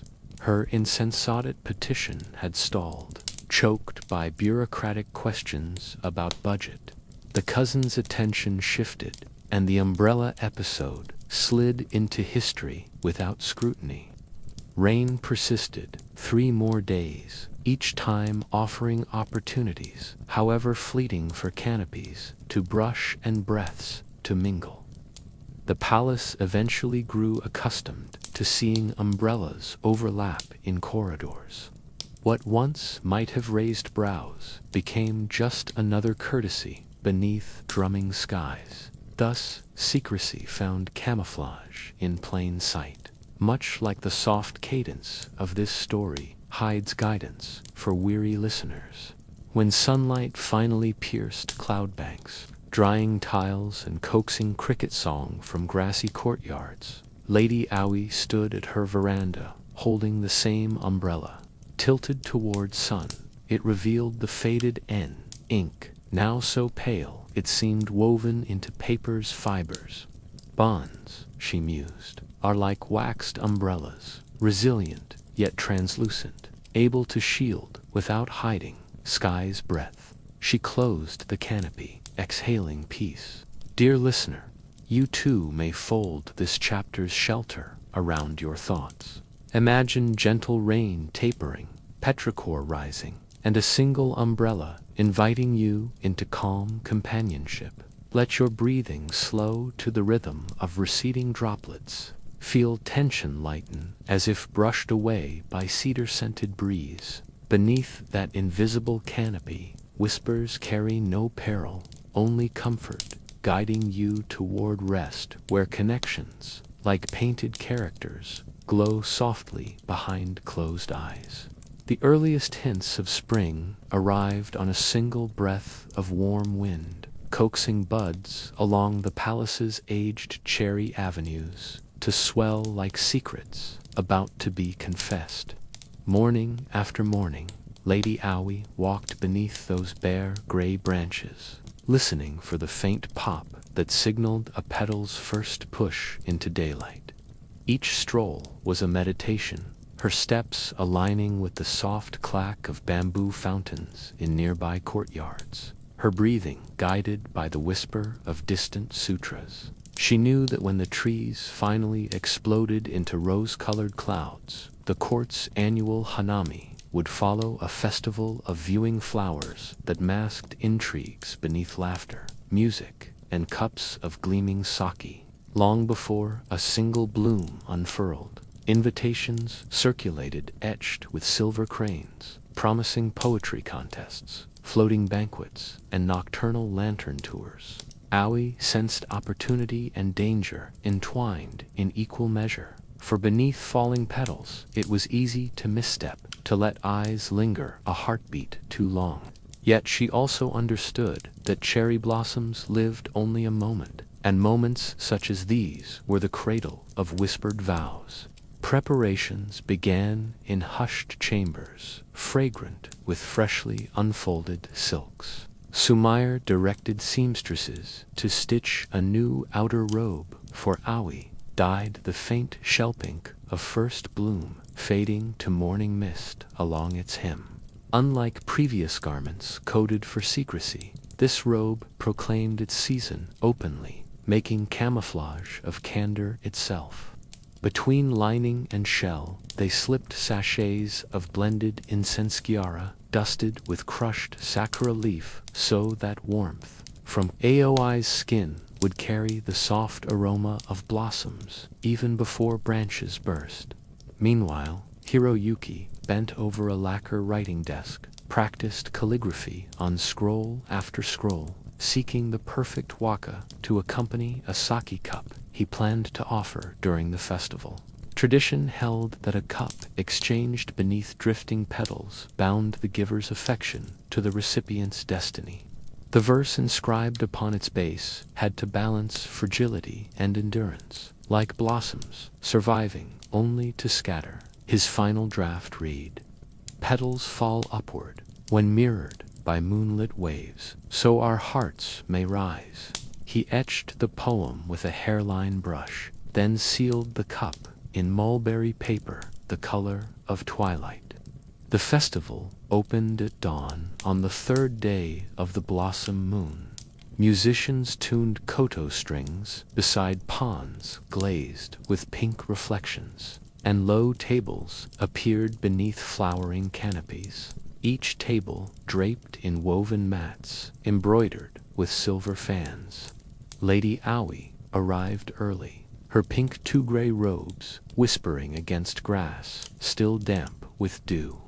Above, blossoms quivered, some already loosing their grip to float in the mild breeze. She took her place among the women's gallery, a low platform screened by gauzy curtains, and inhaled the faint scent drifting from her own sleeves. Across the lawn, Hiroyuki stepped onto a plank walkway leading to the men's pavilion, his head bowed in deference, yet heart lifted by the sight of color blooming both on trees and within a single robe's quiet spectrum. The backdrop dazzled even practiced courtiers, petals fell like slow snow, yet the scene felt warm, wrapped in sunlight, softened by pink haze. Such beauty, Aoi mused, could lull any watcher into dropping guard, precisely why intrigue thrived beneath blossoms year after year. Mid-morning brought the first poetry round. A silk servant removed a blossom-filled tray from the central altar and let petals scatter across calligraphy paper placed before each participant. Their falling pattern dictated the opening line's rhythm. Aoi's sheet caught 3 petals in a gentle diagonalan omen of steady motion, and she penned a waka about rivers carrying fallen flowers toward unseen seas. Judges praised its calm cadence. Hiroyuki's page caught only a single petal, landing right on the inkstone. His poem spoke of solitude meeting sudden color, hope sparked by a lone blossom's brave descent. Applause fluttered like wings. Seidafumi, of course, produced a verse lauding imperial policy, cloaked in metaphor safe, flattering, soon forgotten. Yet, even as accolades murmured, Seidafumi's gaze tracked which petals landed nearest Aoi, recording in mental ledger any sign of hidden messages. When sun reached its zenith, attendants brought lacquer picnic boxes stacked with delicacies steeped in seasonal symbolism. Shrimp tinted pink like young buds, bamboo shoots representing growth, and white rice cakes dusted in sugared sakura that melted like snow on the tongue. Guests ate beneath a slow blizzard of petals. Laughter rose with scent of plum wine. Hiroyuki selected his moment. He approached the women's gallery via a side path, carrying the mulberry-wrapped sake cup within a small cedar tray. Halfway, he paused at a blossom-laden branch, plucked a single petal, and allowed it to float onto the cup's covering code, indicating the offering was no mere courtesy.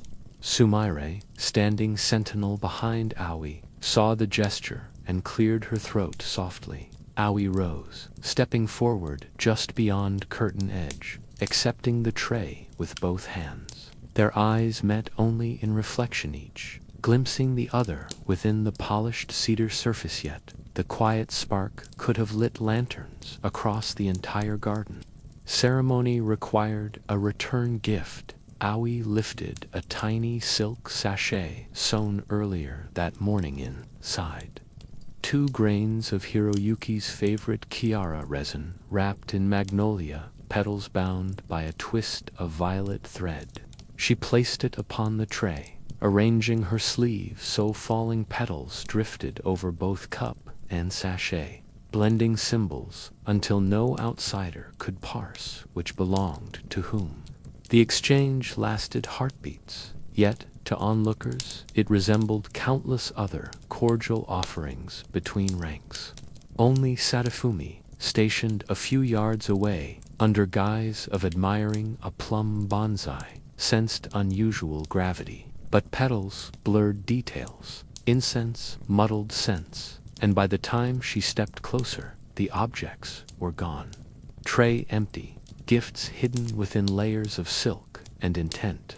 Afternoon games followed traditional petal fortune, in which nobles tried to catch drifting blossoms on open fans. If 2 petals landed touching, it foretold harmony. If they touched, then separated, fleeting love. Hiroyuki and Aoi did not compete directly, yet at one point a breeze sent a cluster swirling toward them from opposite directions. A single petal settled on Hiroyuki's fan, another on Aoi's. As both looked skyward, a 3rd petal descended in lazy arc, alighting on the empty air between fans before fluttering to the ground, symbolic bridge, forming then dissolving. Hiroyuki bowed to the omen, and Aoi responded with the barest tilt of her head, acknowledging paths that crossed even when distance separated.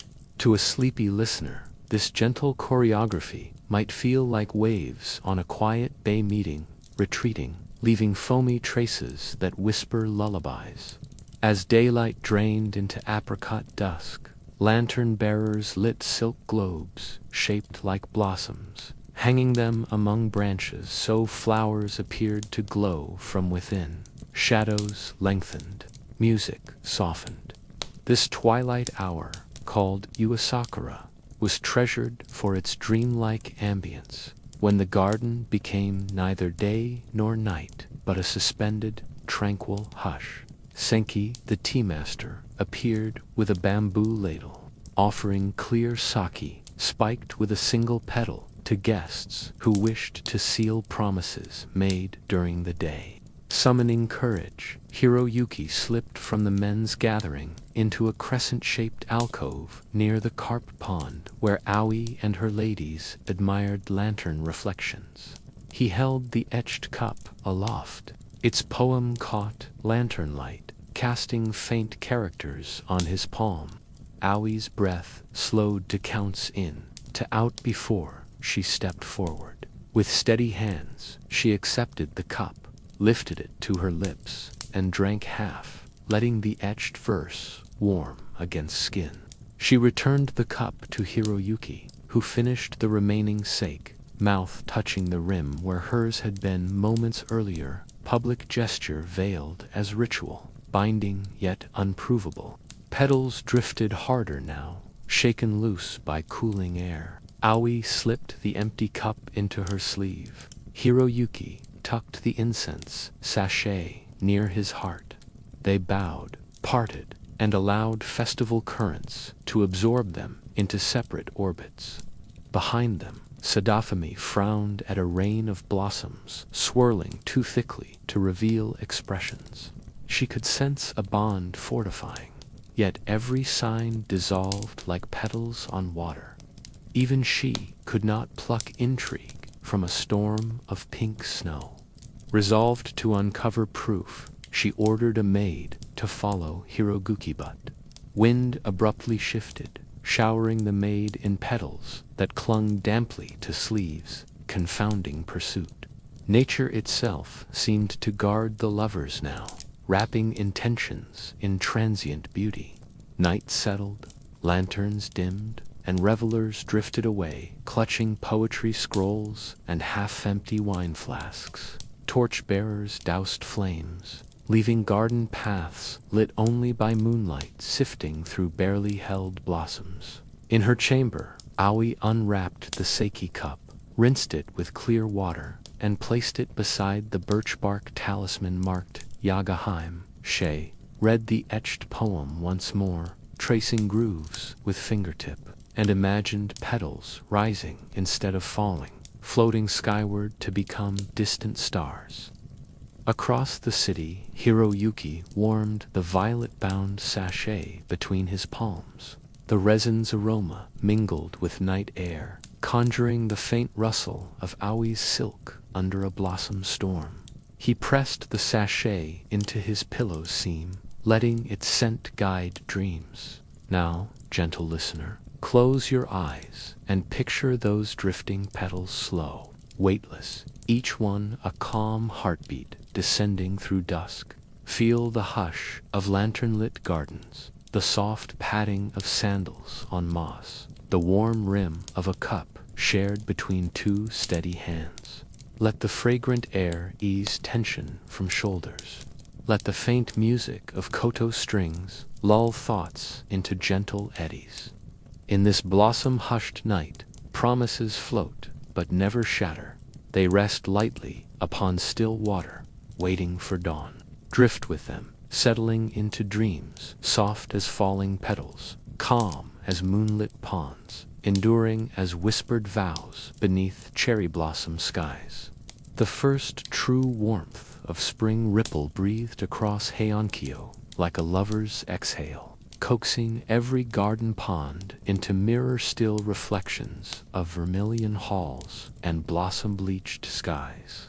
With the cherry festival waning, a subtler season commenced, one of quiet exchanges and thoughtful tokens given in broad daylight, yet veiled by etiquette's rich brocade.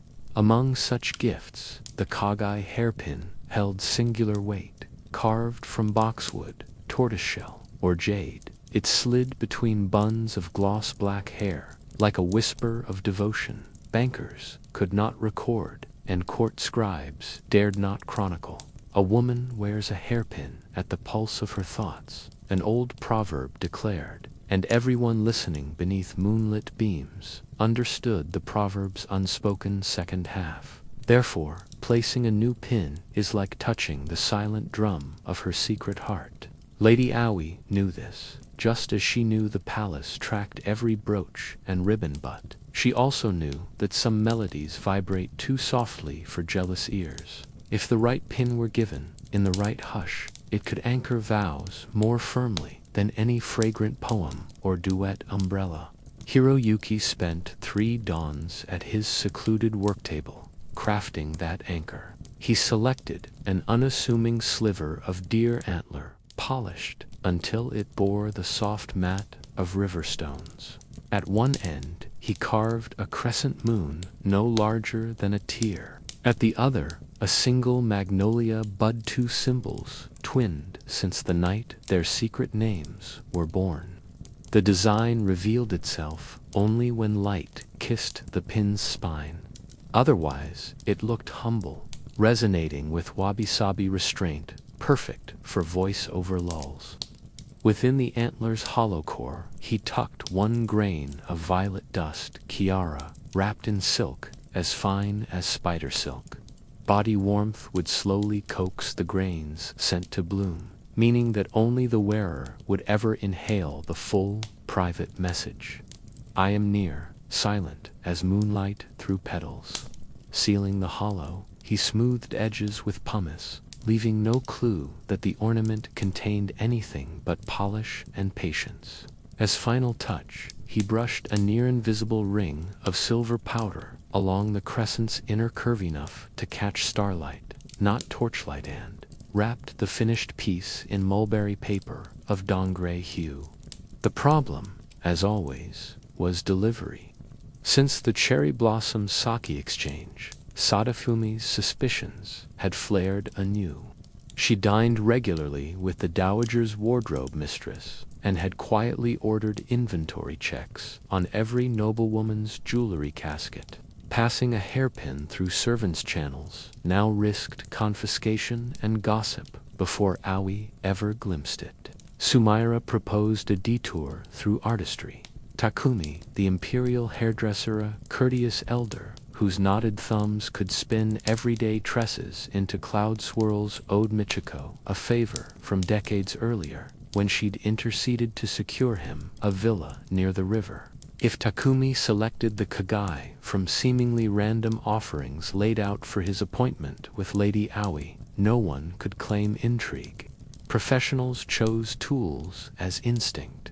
Michiko carried the wrapped hairpin to his salon at dusk, presenting it among 6 mundane pins, lacquered bamboo, mother-of pearl, and simple silver. She whispered only the moon chooses the magnolia, and left before questions could bloom.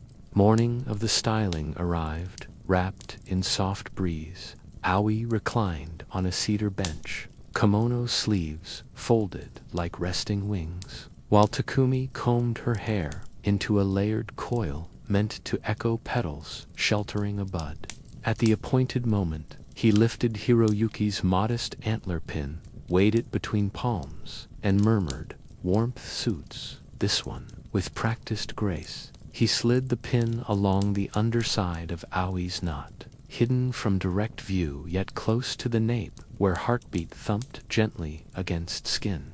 A cool shiver dispersed through her scalp. She did not need to see the ornament to recognize the secret weight, for the faintest trace of violet kiara drifted upward like a memory of midnight gardens. Musicians outside struck the first note of the day's rehearsal, a solitary koto string vibrating like her own pulse, acknowledging message received. To any onlooker, her slight inhale was merely reaction to comb tines. To her, it was the world narrowing to a single silver-ringed moon nested in hair. but intrigue crept even into moments of beauty. Sadafumi, restless, had arranged to escort the dowager through the same colonnade precisely when Lady Aoi was due to appear for midday court audience. As Aoi glided under lacquer rafters, a swirl of courtyard wind lifted her outer robe's collar, just enough for a whisper of antler to glint in sun. Sadafumi's eyes, sharp as needle tips, flicked toward the shimmer. "A new ornament, cousin?" she asked, voice honey-thick. "The palace artisans will wish to note such elegance." Time slowed, like breath held beneath water. Aoi bowed, acknowledging the comment without offering full view. "Old, not new," she answered calmly. "Carved from winter shed, polished for summer wear, a gift from my late mother's chest. Half-truth, shielded by filial reverence. Etiquette forbade probing heirlooms of the deceased." Still, Sadafumi tilted her own coiffure in faux admiration, as if hoping light might reveal more details. At that instant, a court page, rushing with documents, stumbled, scattering scrolls between them. The distraction, orchestrated by Michiko's quiet bribe of plum buns, forced everyone to crouch, sleeves covering sightlines, until tension drained. By the time scrolls were gathered, Aoi had moved on, the pins, moon, and magnolia safely cradled where eyes could not pry.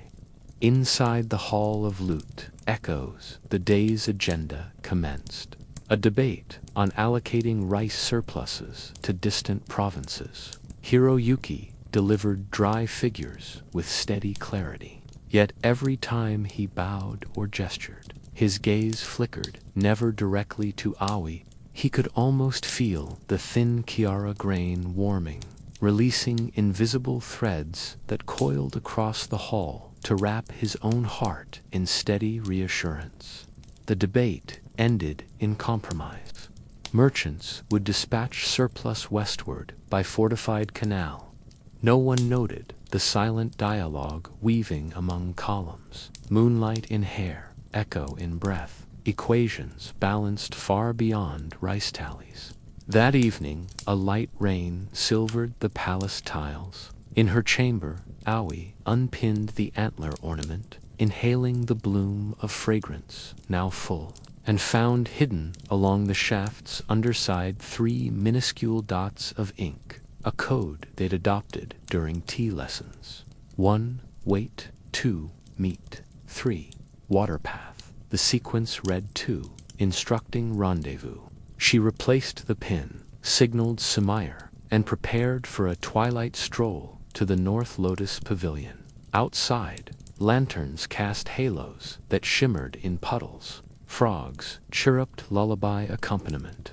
Hiroyuki waited beneath a willow, umbrella low face half-lit. They stood side by side in silence, listening to night train tap lotus leaves.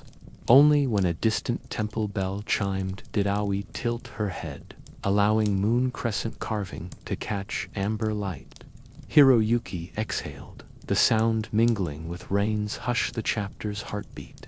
They spoke of small things, the way surplus boats would look like floating grain moons, the rumor of a comet due next season. But each word rode on deeper currents. I am safe, you are heard, our vow holds steady. Finally, Aoi untied a silk cord around her sleeve, revealing a folded note. It read, "When violet leaves fade, magnolia still shadows the moon." He received it without opening. Some messages do not need eyes, only continued pulse. Raindrops slowed, lanterns gottered, and they parted, returning to separate roofs and identical heartbeats. Dear listener, the storm ebbs now. Imagine the gentle click of hairpin against wooden stand, the soft thud of sandals drying by the door, the slow cooling of tea in a quiet room. Feel the calm weight of secret silver resting where thoughts hum, safeguarding dreams. Let rain's patter fade into distance, replaced by your own even breathing. Each inhale is a moonlit magnolia, each exhale the river carrying petals toward dawn. Rest beneath this hidden canopy where promises lodge, not in shouts, but in single grains of fragrance, warming slowly, steadily, through the night. The first cicada of early summer sang its tentative trill. The very morning sealed letters each, bearing the vermilion chrysanthemum, crest of the imperial household arrived at households across Heian-era Kyoto, neatly rolled and knotted with plum-red twine. The missives announced a forthcoming Mai convocation. 3 evenings of formal interviews at which suitable families would present their unmarried daughters and sons before a panel of revered elders, imperial astrologers, and discreet matchmakers. Nothing in the capital caused hearts to flutter and stomachs to knot more quickly than news of a royal matchmaking season. It was said that a single well-timed bow under the eyes of those panelists could secure generations of favor, while one ill-timed stammer might exile a lineage to peripheral provinces. 4. Lady Aoi and Hiroyuki now, united by hidden hairpin, secret names, and memories of umbrella-blotted rain, the decree sounded like distant thunder rolling toward their fragile bridge of hush and hope.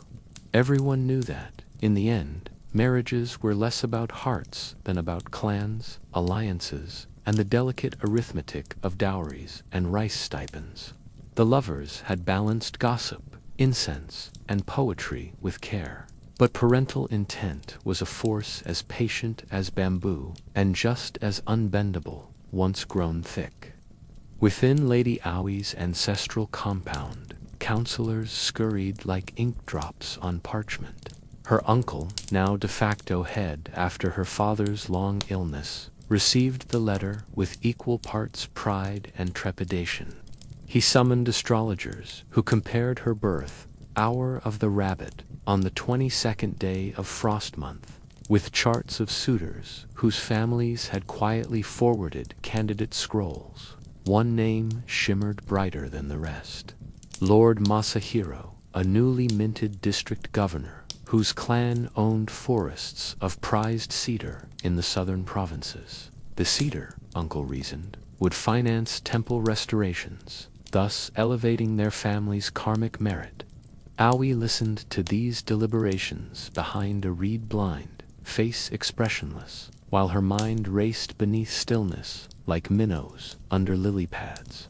Masahiro was said to be dutiful, not unkind, yet also fiercely obedient to clan elders, a man who would expect a wife's every whisper to pass through the sieve of parental approval. Even as she poured tea for the astrologers, her pulse sought the faint pressure of the antler hairpin at her nape, its hidden grain of violet tiara releasing calm resolve. Bond woven beneath moon and magnolia must not sever. Across the city, Hiroyuki faced a similar tempest. His half-brother, emboldened by recent tax negotiation praise, argued that Hiroyuki's discreet comportment was wasted on ledger work and should serve as diplomatic glue to cement ties with an influential inland clan seeking court access. Evening after evening, Hiroyuki sat in the family hall, nodding to elderly relatives, extolling the virtues of Lady Reika, renowned for her painted fans and impeccable embroidery. She, they insisted, would bring a dowry of 5 lacquer chests brimming with copper coin, plus a promised audience with the Governor-General. Hiroyuki thanked them, voice calm, while inwardly repeating Sinki's tear-room wisdom.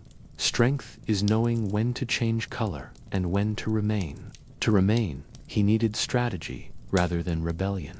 He wrote a respectful memorandum to his uncle, outlining how a pending coastal levy reform required his undivided attention for at least 3 moons, no time for wedding rites. The uncle pondered, stroked his beard, and agreed to delay formal petition. but only if Hiroyuki demonstrated additional worth to the clan before autumn equinox. Meanwhile, Sadafumi detected opportunity simmering within these matrimonial currents. If she could steer Aoi toward Masahiro or Hiroyuki toward Reika and ensure their ceremonies finalized before the equinox, the clandestine romance she loathed would dissolve of its own accord. She therefore arranged a private temple offering, inviting Masahiro's mother under the pretext of praising the goddess Kannon for late-season rain. At the incense altar, Sadafumi extolled Aoi's virtue, her modesty, her seamless ability to soothe elderly relatives with soft voice and softer poems. Masahiro's mother nodded, intrigued. But when Sadafumi pressed the matter of birth charts, the older woman requested to view the actual scroll, just as Aoi's uncle prepared to send it to astrologers for official scrutiny. Here inertia favored Aoi. Scrolls moved only at bureaucratic pace, and each lunar day gained was a day carving deeper footholds for her true attachment. Sumire and Michiko, having weathered many storms, wielded delay like master calligraphers firing brushstrokes of disappearancing. They suggested AIE host a modest literary salon ostensibly to honor the visiting monk who once carved imperial sutras in the very week scheduled for the first Mai interview. Invitations reached panel elders who considered it impolite to miss homage to sacred calligraphy. Masahiro's envoys, eager to court panel favor, likewise attended, unknowingly trimming their own interview window. In fragrant hall, perfumed with cedar chips, Aoi recited waka, celebrating that monk's discipline. Ink obeys stillness. Stillness obeys ink. Her voice glided like an oiled loom shuttle, mesmerizing attendants into contemplative hush. Hiroyuki, standing discreetly among archivists, witnessed modest awe ripple across the room. Every heartbeat that passed without direct eye contact between them paradoxically strengthened their tether-to kites, flying parallel paths, string invisible to watchers below. Even bureaucracy eventually shakes off languor. Fresh letters arrived, announcing revised Mai schedules. Interviews compressed into a single crescendo event to offset earlier delays. Panic flickered through Aoi's household. Her uncle ordered seamstresses to complete a formal wedding kimono sleeve in advance should fortune favor us swiftly. That night, Aoi knelt in her garden, pale moon reflecting in pond water, and penned a quietly daring poem onto rice paper soaked in night dew, so characters would pale before dawn, legible only by lamplight. Lantern hides flame / yet moth knows its heat by breath. If silk seals and beer, ash will carve tomorrow's path / in secret glowing lines. Michiko delivered the fading scroll to Hiroyuki before sunrise. Reading by lantern, he understood. Embers could calcine ash into guiding trails, but only if fed careful air. Inspired, he sought counsel from Senki, whose neutrality commanded respect beyond clan boundaries.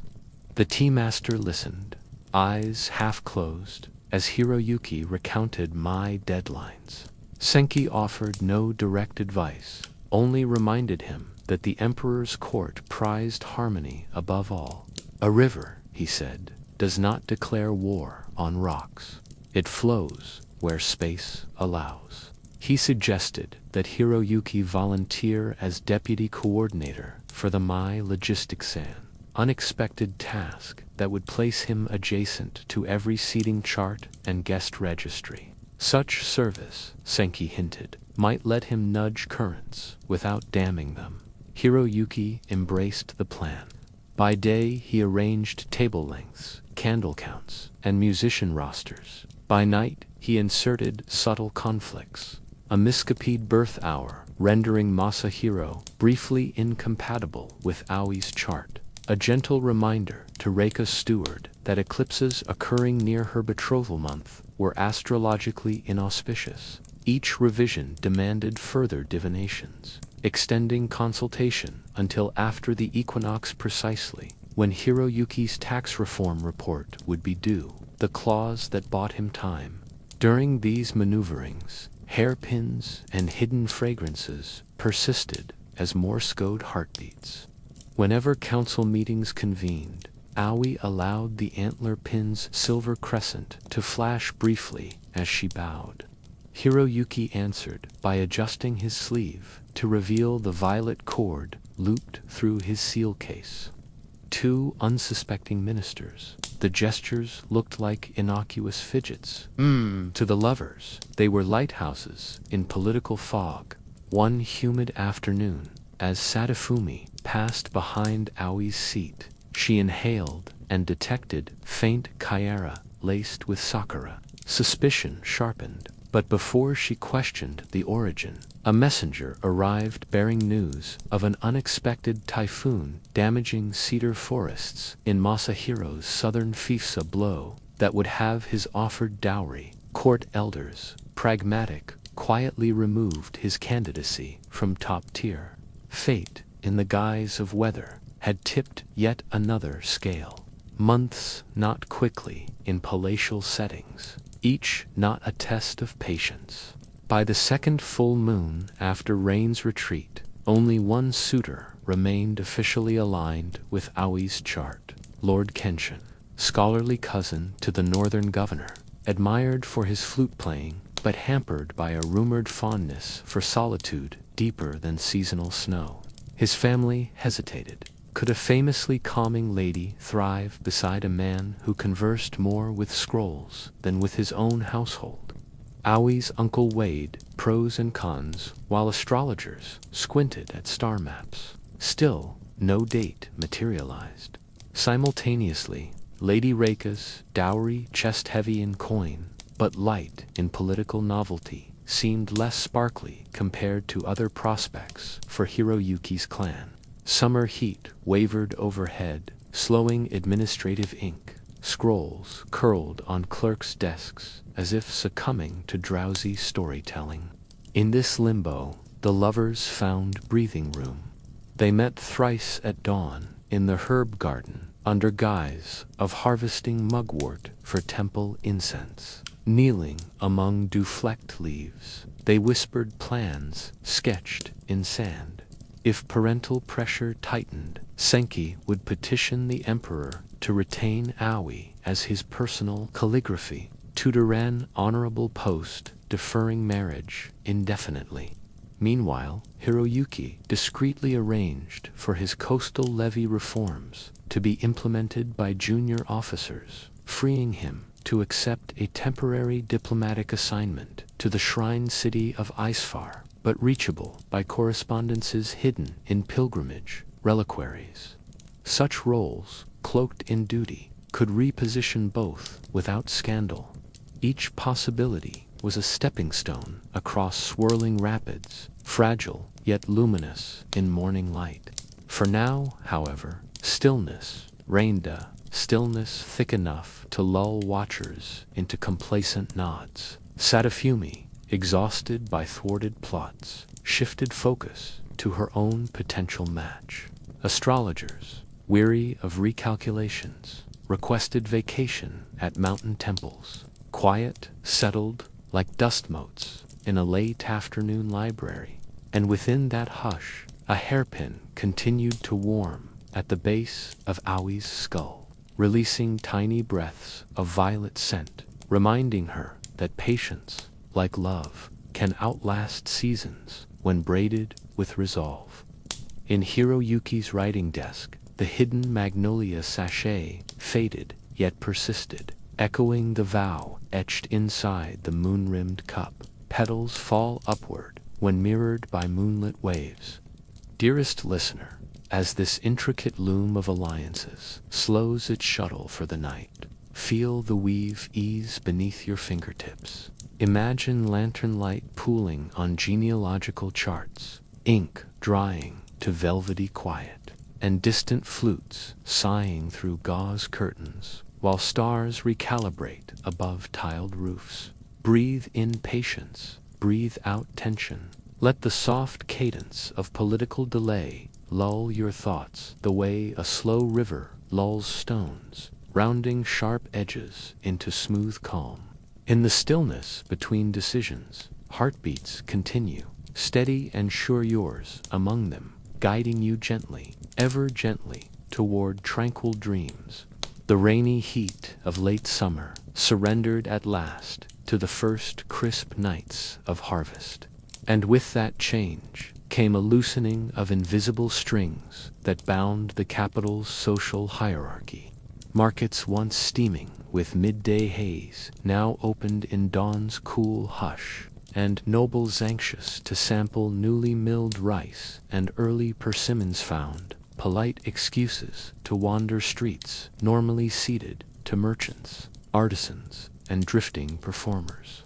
Lady Aoi, cloaked in an unadorned russet traveling mantle, entered this humming tapestry through the most discreet of gates, accompanied only by Sumer and the mellow thrum of temple bells wakening incense braziers. Officially, she was gathering dried chrysanthemum petals for the dowager's sachets. In truth, she sought vantage far from parental chart makers and marriage brokers, a place where loyalty might breathe unmeasured by clan ledgers. Shiyu Avenue pulsed like a living river, clattering ox carts piled with lacquer boxes, apprentices yelping merchandise, boasts, geisha gliding between tea-house veils of indigo Noran curtains. Here, voices knitted in dialects as varied as spices, the lilting drawl of southern saltfish vendors, the clipped bark of Kansai silk traders, the soft sing-song of itinerant puppeteers. Aoi's senses, tuned for courtly whispers, found odd comfort in the candid clang of hammers and laughter, where secrets hid not behind veils, but in plain sight, buried under sheer abundance of talk. She advanced through a tapestry of lantern shadows until Sumera guided her beneath an overhanging sign carved with twin cranes, the discreet side entrance to Hanabishi Tea House, famed for its Geico performers and untaxed rumors. Behind a lattice partition fragrant with roasted tea, Aoi observed a scene no astrologer could predict. Samurai guards in service livery, sipping beside timber barons in travel-stiff cloaks. City scribes sharing dice with a ferrymaster who still smelled of river fog.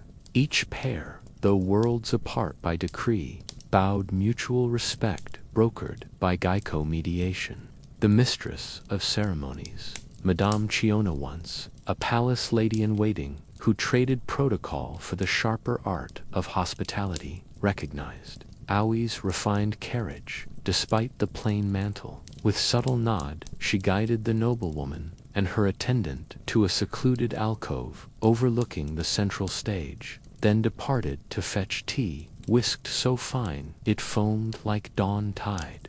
Aoi, gratefully invisible in half-light, watched performers tune shamisen, gilded plectrums flashing like fish scales. Among them sat Hiroyuki, disguised in simple merchant indigo, his shoulders relaxed, yet posture unmistakable to eyes that knew the line of each bow during council debates. A single shamisen chord rolled like distant thunder, and silence spread across the tea-house floor. Lanterns dimmed, save one spotlighting the main performer Geico Kohana, famed for recitations mapping ancient love tales onto contemporary ache. She sang of Tyra, no Atsumoris flute rising from battlefield blood, her voice a silken thread sewing hero and common footman into one descriptive breath. As melody flowed, class markers dissolved. Samurai tapped table edges in time. Merchants closed eyes as though tasting memory, and in that hush, glances flickered a courtier's, a Geico's, a handcart driver's, acknowledging unspoken truth. love rarely obeyed ledgers. The song ended in a tremulous note that hung like twilight dew before release, and Madame Chiono invited patrons to compose spontaneous Snore verses on slips of rice paper to be folded inside empty porcelain cups. Sumera seized the moment, pressing a blank slip into Aoi's hand. Longing leaped to nib, and Aoi penned, 2 silk threads unseen crossing in lantern shadow. Stitch, new autumn sky. Across the room, Hiroyuki wrote, coin, plume, or tattoo. All names wash off in river, except whispered ones. Cups passed stageward, and Chiono, reading each aloud, paused at the complementary images threads and river-washed names, her knowing smile, a brief candle in dimness. Polite applause fluttered, but under clapping camouflaged astonishment rippled. No one guessed the author's noble ties or clandestine bond, yet many felt verse's resonance, born of shared yearning. Kohana rewarded the poems by plucking a gentle encore, a tune so lullaby-soft that even hawk-eyed guards dozed, sleeves drooping like wilted lotus. Later, as sake vessels emptied, conversation rose unfiltered. A barrel-chested lumber merchant confessed, amid laughter, his dawning affection for a samurai retainer who'd aided him during flood repair. A smith's apprentice regaled Geico with court rumors overheard while delivering stirrups, proving that gossip ignored class walls when traveling on honest awe. Madame Chiono then closed the evening with an old proverb, stars favor bridges, not towers build them. Her gaze brushed Aoi's alcove at the word bridges, reminding that clandestine ties often spring strongest amid society's mingled footpaths. But not all ears slept. Sadafumi, denied official chaperoning rights, yet fueled by suspicion, had bribed a spice hawker to trace Aoi's outing. The hawker, more interested in curry sales than intrigue, reported only that the lady spent coin at Hanabishi, then vanished. That single crumb fed Sadafumi's resolve. She summoned a distant relative officer, Yorikato, of the night, watch persuading him to audit tea-house ledgers under guise of tax irregularities. If Hiroyuki's name appeared on any patron roster alongside Aoi's, scandal would bloom. Unaware, Chiono faced inspection 2 mornings later, but her ledgers, meticulously coded, listed patrons only by initial and chosen blossom emblem, MW Willow, LX Chrysanthemum, RO Riverstone. Hiroyuki had signed Nightflower, echoing Shiger's moonlit promises. AIE had left no mark at all, having paid via Sumire's coin purse. The officer left with apology for wasted effort, while Sadafumi's frustration coiled tighter.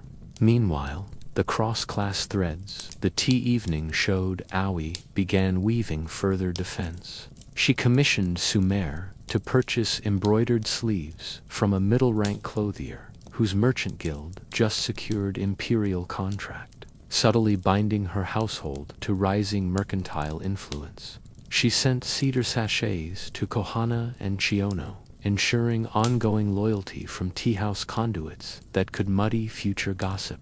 Hiroyuki, drawing on his new friendships with ferry operators, met over sake, arranged faster boat lanes for upcoming levy shipments, boosting his clan's coffers earlier than expected proof of his indispensability.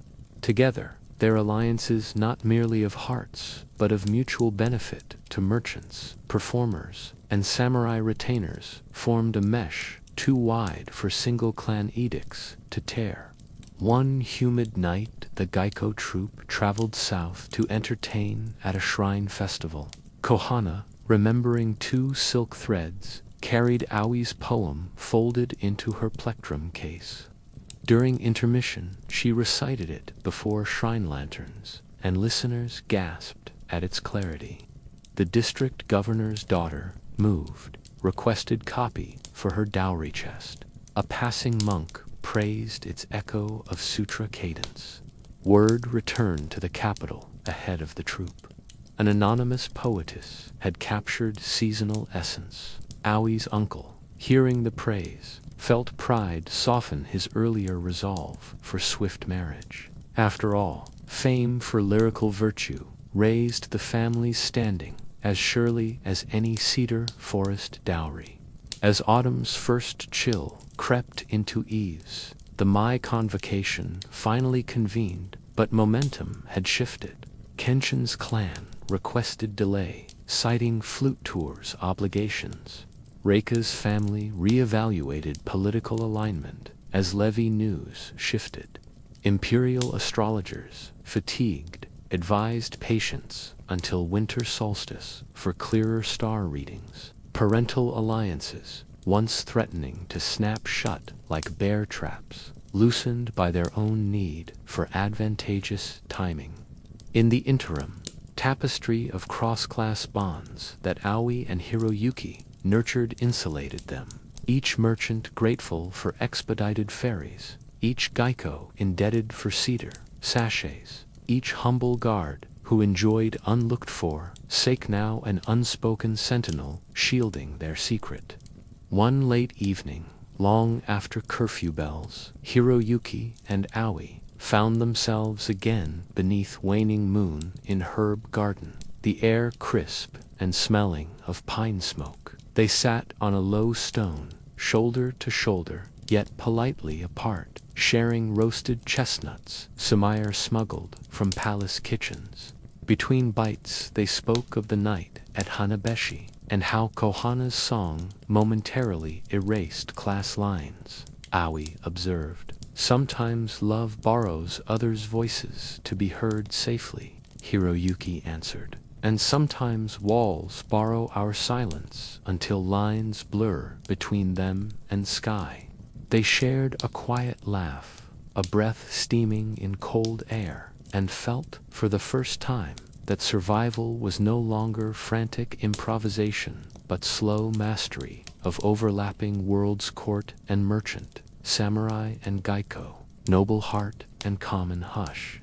Gentle listener, imagine now the hush between those words, the slow rhythm of chestnuts cracking, shells falling onto moss like tiny wooden bells. Let the mingled scent smoke, cedar, distant violet kyra curl around you like tea-house curtains. Feel pulse steady, each beat a step across social bridges built of songs, favors, and whispered poems. The night wind hums through garden reeds, neither courtly nor common, simply truth in rush breath cadence.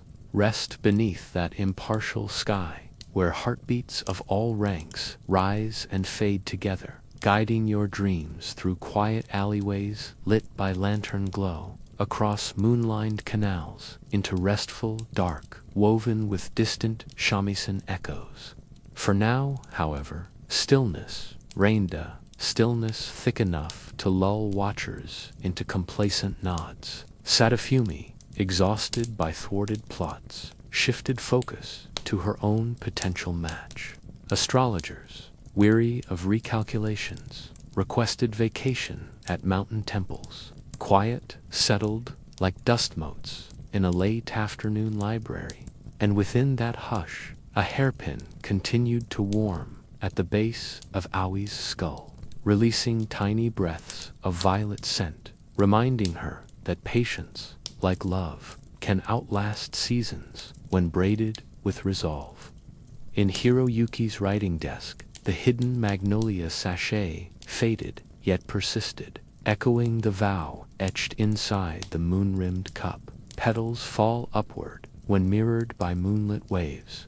Dearest listener, as this intricate loom of alliances slows its shuttle for the night, feel the weave ease beneath your fingertips. Imagine lantern light pooling on genealogical charts, ink drying to velvety quiet, and distant flutes sighing through gauze curtains, while stars recalibrate above tiled roofs.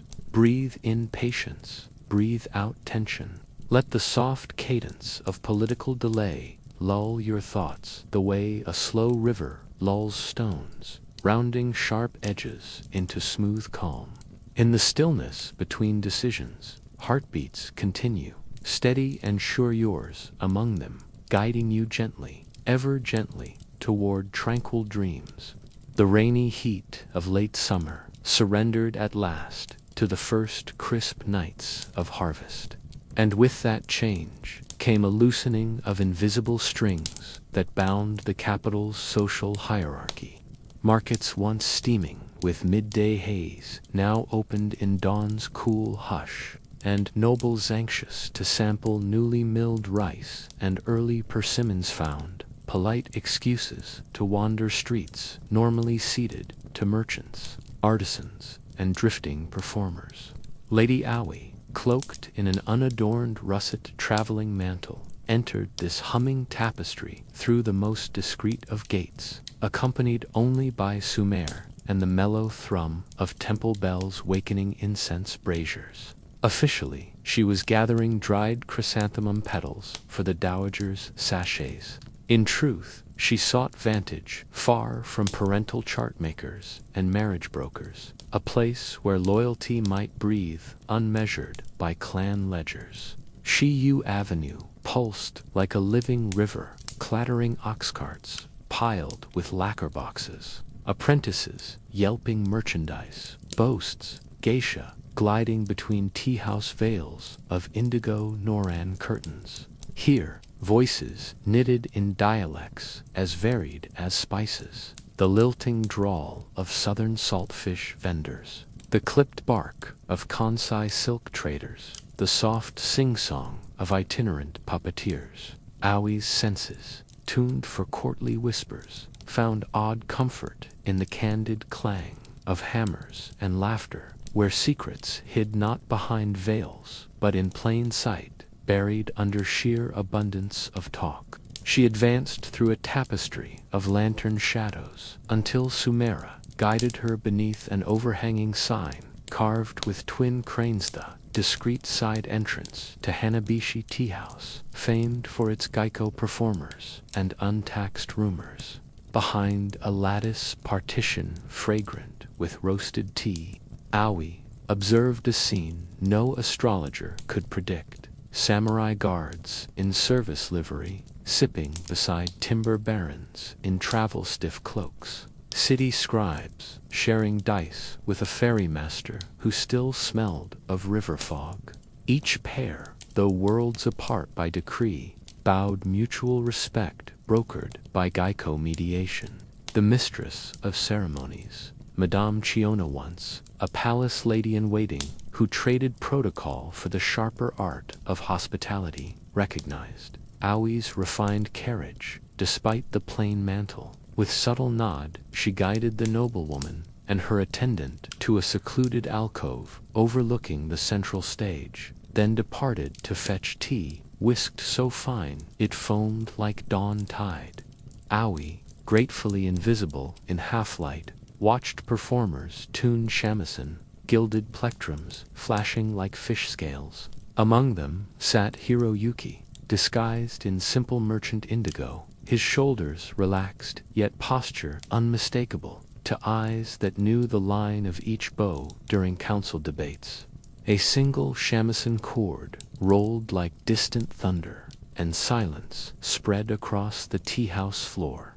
Lanterns dimmed, save one spotlighting the main performer Geico Kohana, famed for recitations mapping ancient love tales onto contemporary ache. She sang of Tyra, no Atsumoris flute rising from battlefield blood, her voice a silken thread sewing hero and common footman into one descriptive breath.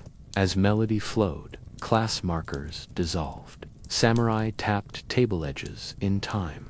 Merchants closed eyes as though tasting memory, and in that hush, glances flickered a courtier's, a Geico's, a handcart driver's, acknowledging unspoken truth. Love rarely obeyed ledgers. The song ended in a tremulous note that hung like twilight dew before release. and Madame Chiono invited patrons to compose spontaneous senrir verses on slips of rice paper to be folded inside empty porcelain cups. Sumera seized the moment, pressing a blank slip into Aoi's hand. Longing leaped to nib, and Aoi penned, 2 silk threads unseen crossing in lantern shadow. Stitch, new autumn sky. Across the room, Hiroyuki wrote, coin, plume, or tattoo. All names wash off in river, except whispered ones. Cups passed stageward, and Chiono, reading each aloud, paused at the complementary images threads and river-washed names, her knowing smile, a brief candle in dimness. Polite applause fluttered, but under clapping camouflaged astonishment rippled. No one guessed the author's noble ties or clandestine bond, yet many felt verse's resonance, born of shared yearning. Kohana rewarded the poems by plucking a gentle encore, a tune so lullaby-soft that even hawk-eyed guards dozed, sleeves drooping like wilted lotus. Later, as sake vessels emptied, conversation rose unfiltered. A barrel-chested lumber merchant confessed, amid laughter, his dawning affection for a samurai retainer who'd aided him during flood repair. A smith's apprentice regaled Geico with court rumors overheard while delivering stirrups, proving that gossip ignored class walls when traveling on honest awe. Madame Chiono then closed the evening with an old proverb, stars favor bridges, not towers build them. Her gaze brushed Aoi's alcove at the word bridges, reminding that clandestine ties often spring strongest amid society's mingled footpaths. But not all ears slept. Sadafumi, denied official chaperoning rights, yet fueled by suspicion, had bribed a spice hawker to trace Aoi's outing.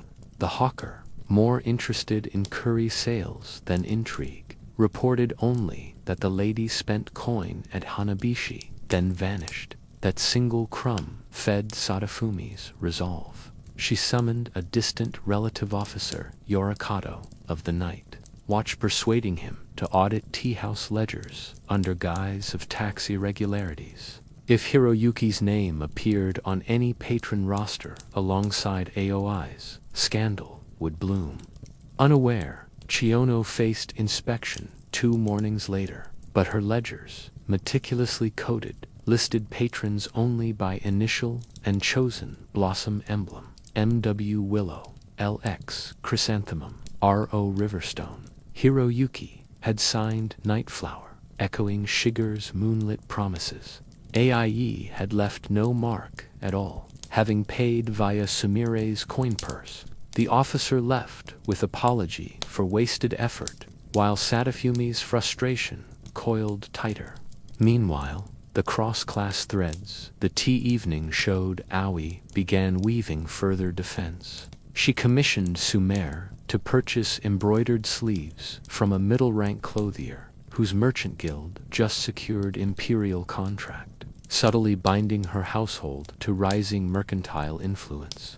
She sent cedar sachets to Kohana and Chiono, ensuring ongoing loyalty from tea-house conduits that could muddy future gossip. Hiroyuki, drawing on his new friendships with ferry operators, met over sake, arranged faster boat lanes for upcoming levy shipments, boosting his clan's coffers earlier than expected proof of his indispensability. Together, their alliances not merely of hearts, but of mutual benefit to merchants, performers, and samurai retainers, formed a mesh too wide for single clan edicts to tear.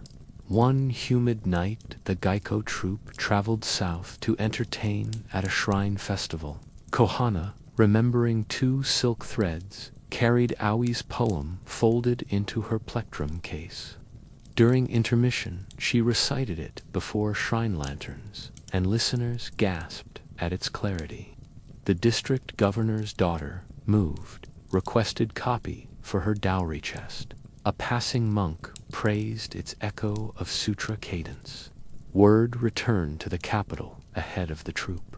An anonymous poetess had captured seasonal essence. Aoi's uncle, hearing the praise, felt pride soften his earlier resolve for swift marriage. After all, fame for lyrical virtue raised the family's standing as surely as any cedar forest dowry. As autumn's first chill crept into eves, the Mai convocation finally convened, but momentum had shifted. Kenshin's clan requested delay, citing flute tour's obligations. Reika's family re-evaluated political alignment as levy news shifted. Imperial astrologers, fatigued, advised patience until winter solstice for clearer star readings. Parental alliances, once threatening to snap shut like bear traps, loosened by their own need for advantageous timing. In the interim, tapestry of cross-class bonds that Aoi and Hiroyuki nurtured insulated them, each merchant grateful for expedited ferries, each Geico indebted for cedar sachets, each humble guard who enjoyed unlooked-for sake now an unspoken sentinel shielding their secret. One late evening, long after curfew bells, Hiroyuki and Aoi found themselves again beneath waning moon in herb garden, the air crisp and smelling of pine smoke. They sat on a low stone, shoulder to shoulder, yet politely apart, sharing roasted chestnuts Sumire smuggled from palace kitchens.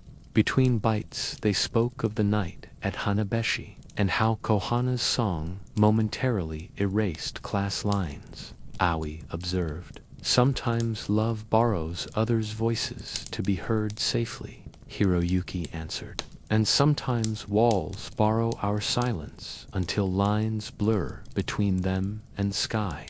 They shared a quiet laugh, a breath steaming in cold air, and felt for the first time that survival was no longer frantic improvisation, but slow mastery of overlapping worlds, court and merchant, samurai and Geico, noble heart and common hush. Gentle listener, imagine now the hush between those words, the slow rhythm of chestnuts cracking, shells falling onto moss like tiny wooden bells. Let the mingled scent smoke, cedar, distant violet kyra curl around you like tea-house curtains. Feel pulse steady, each beat a step across social bridges built of songs, favors, and whispered poems. The night wind hums through garden reeds, neither courtly nor common, simply truth in rush breath cadence. Rest beneath that impartial sky, where heartbeats of all ranks rise and fade together, guiding your dreams through quiet alleyways lit by lantern glow, across moon-lined canals, into restful dark woven with distant shamisen echoes.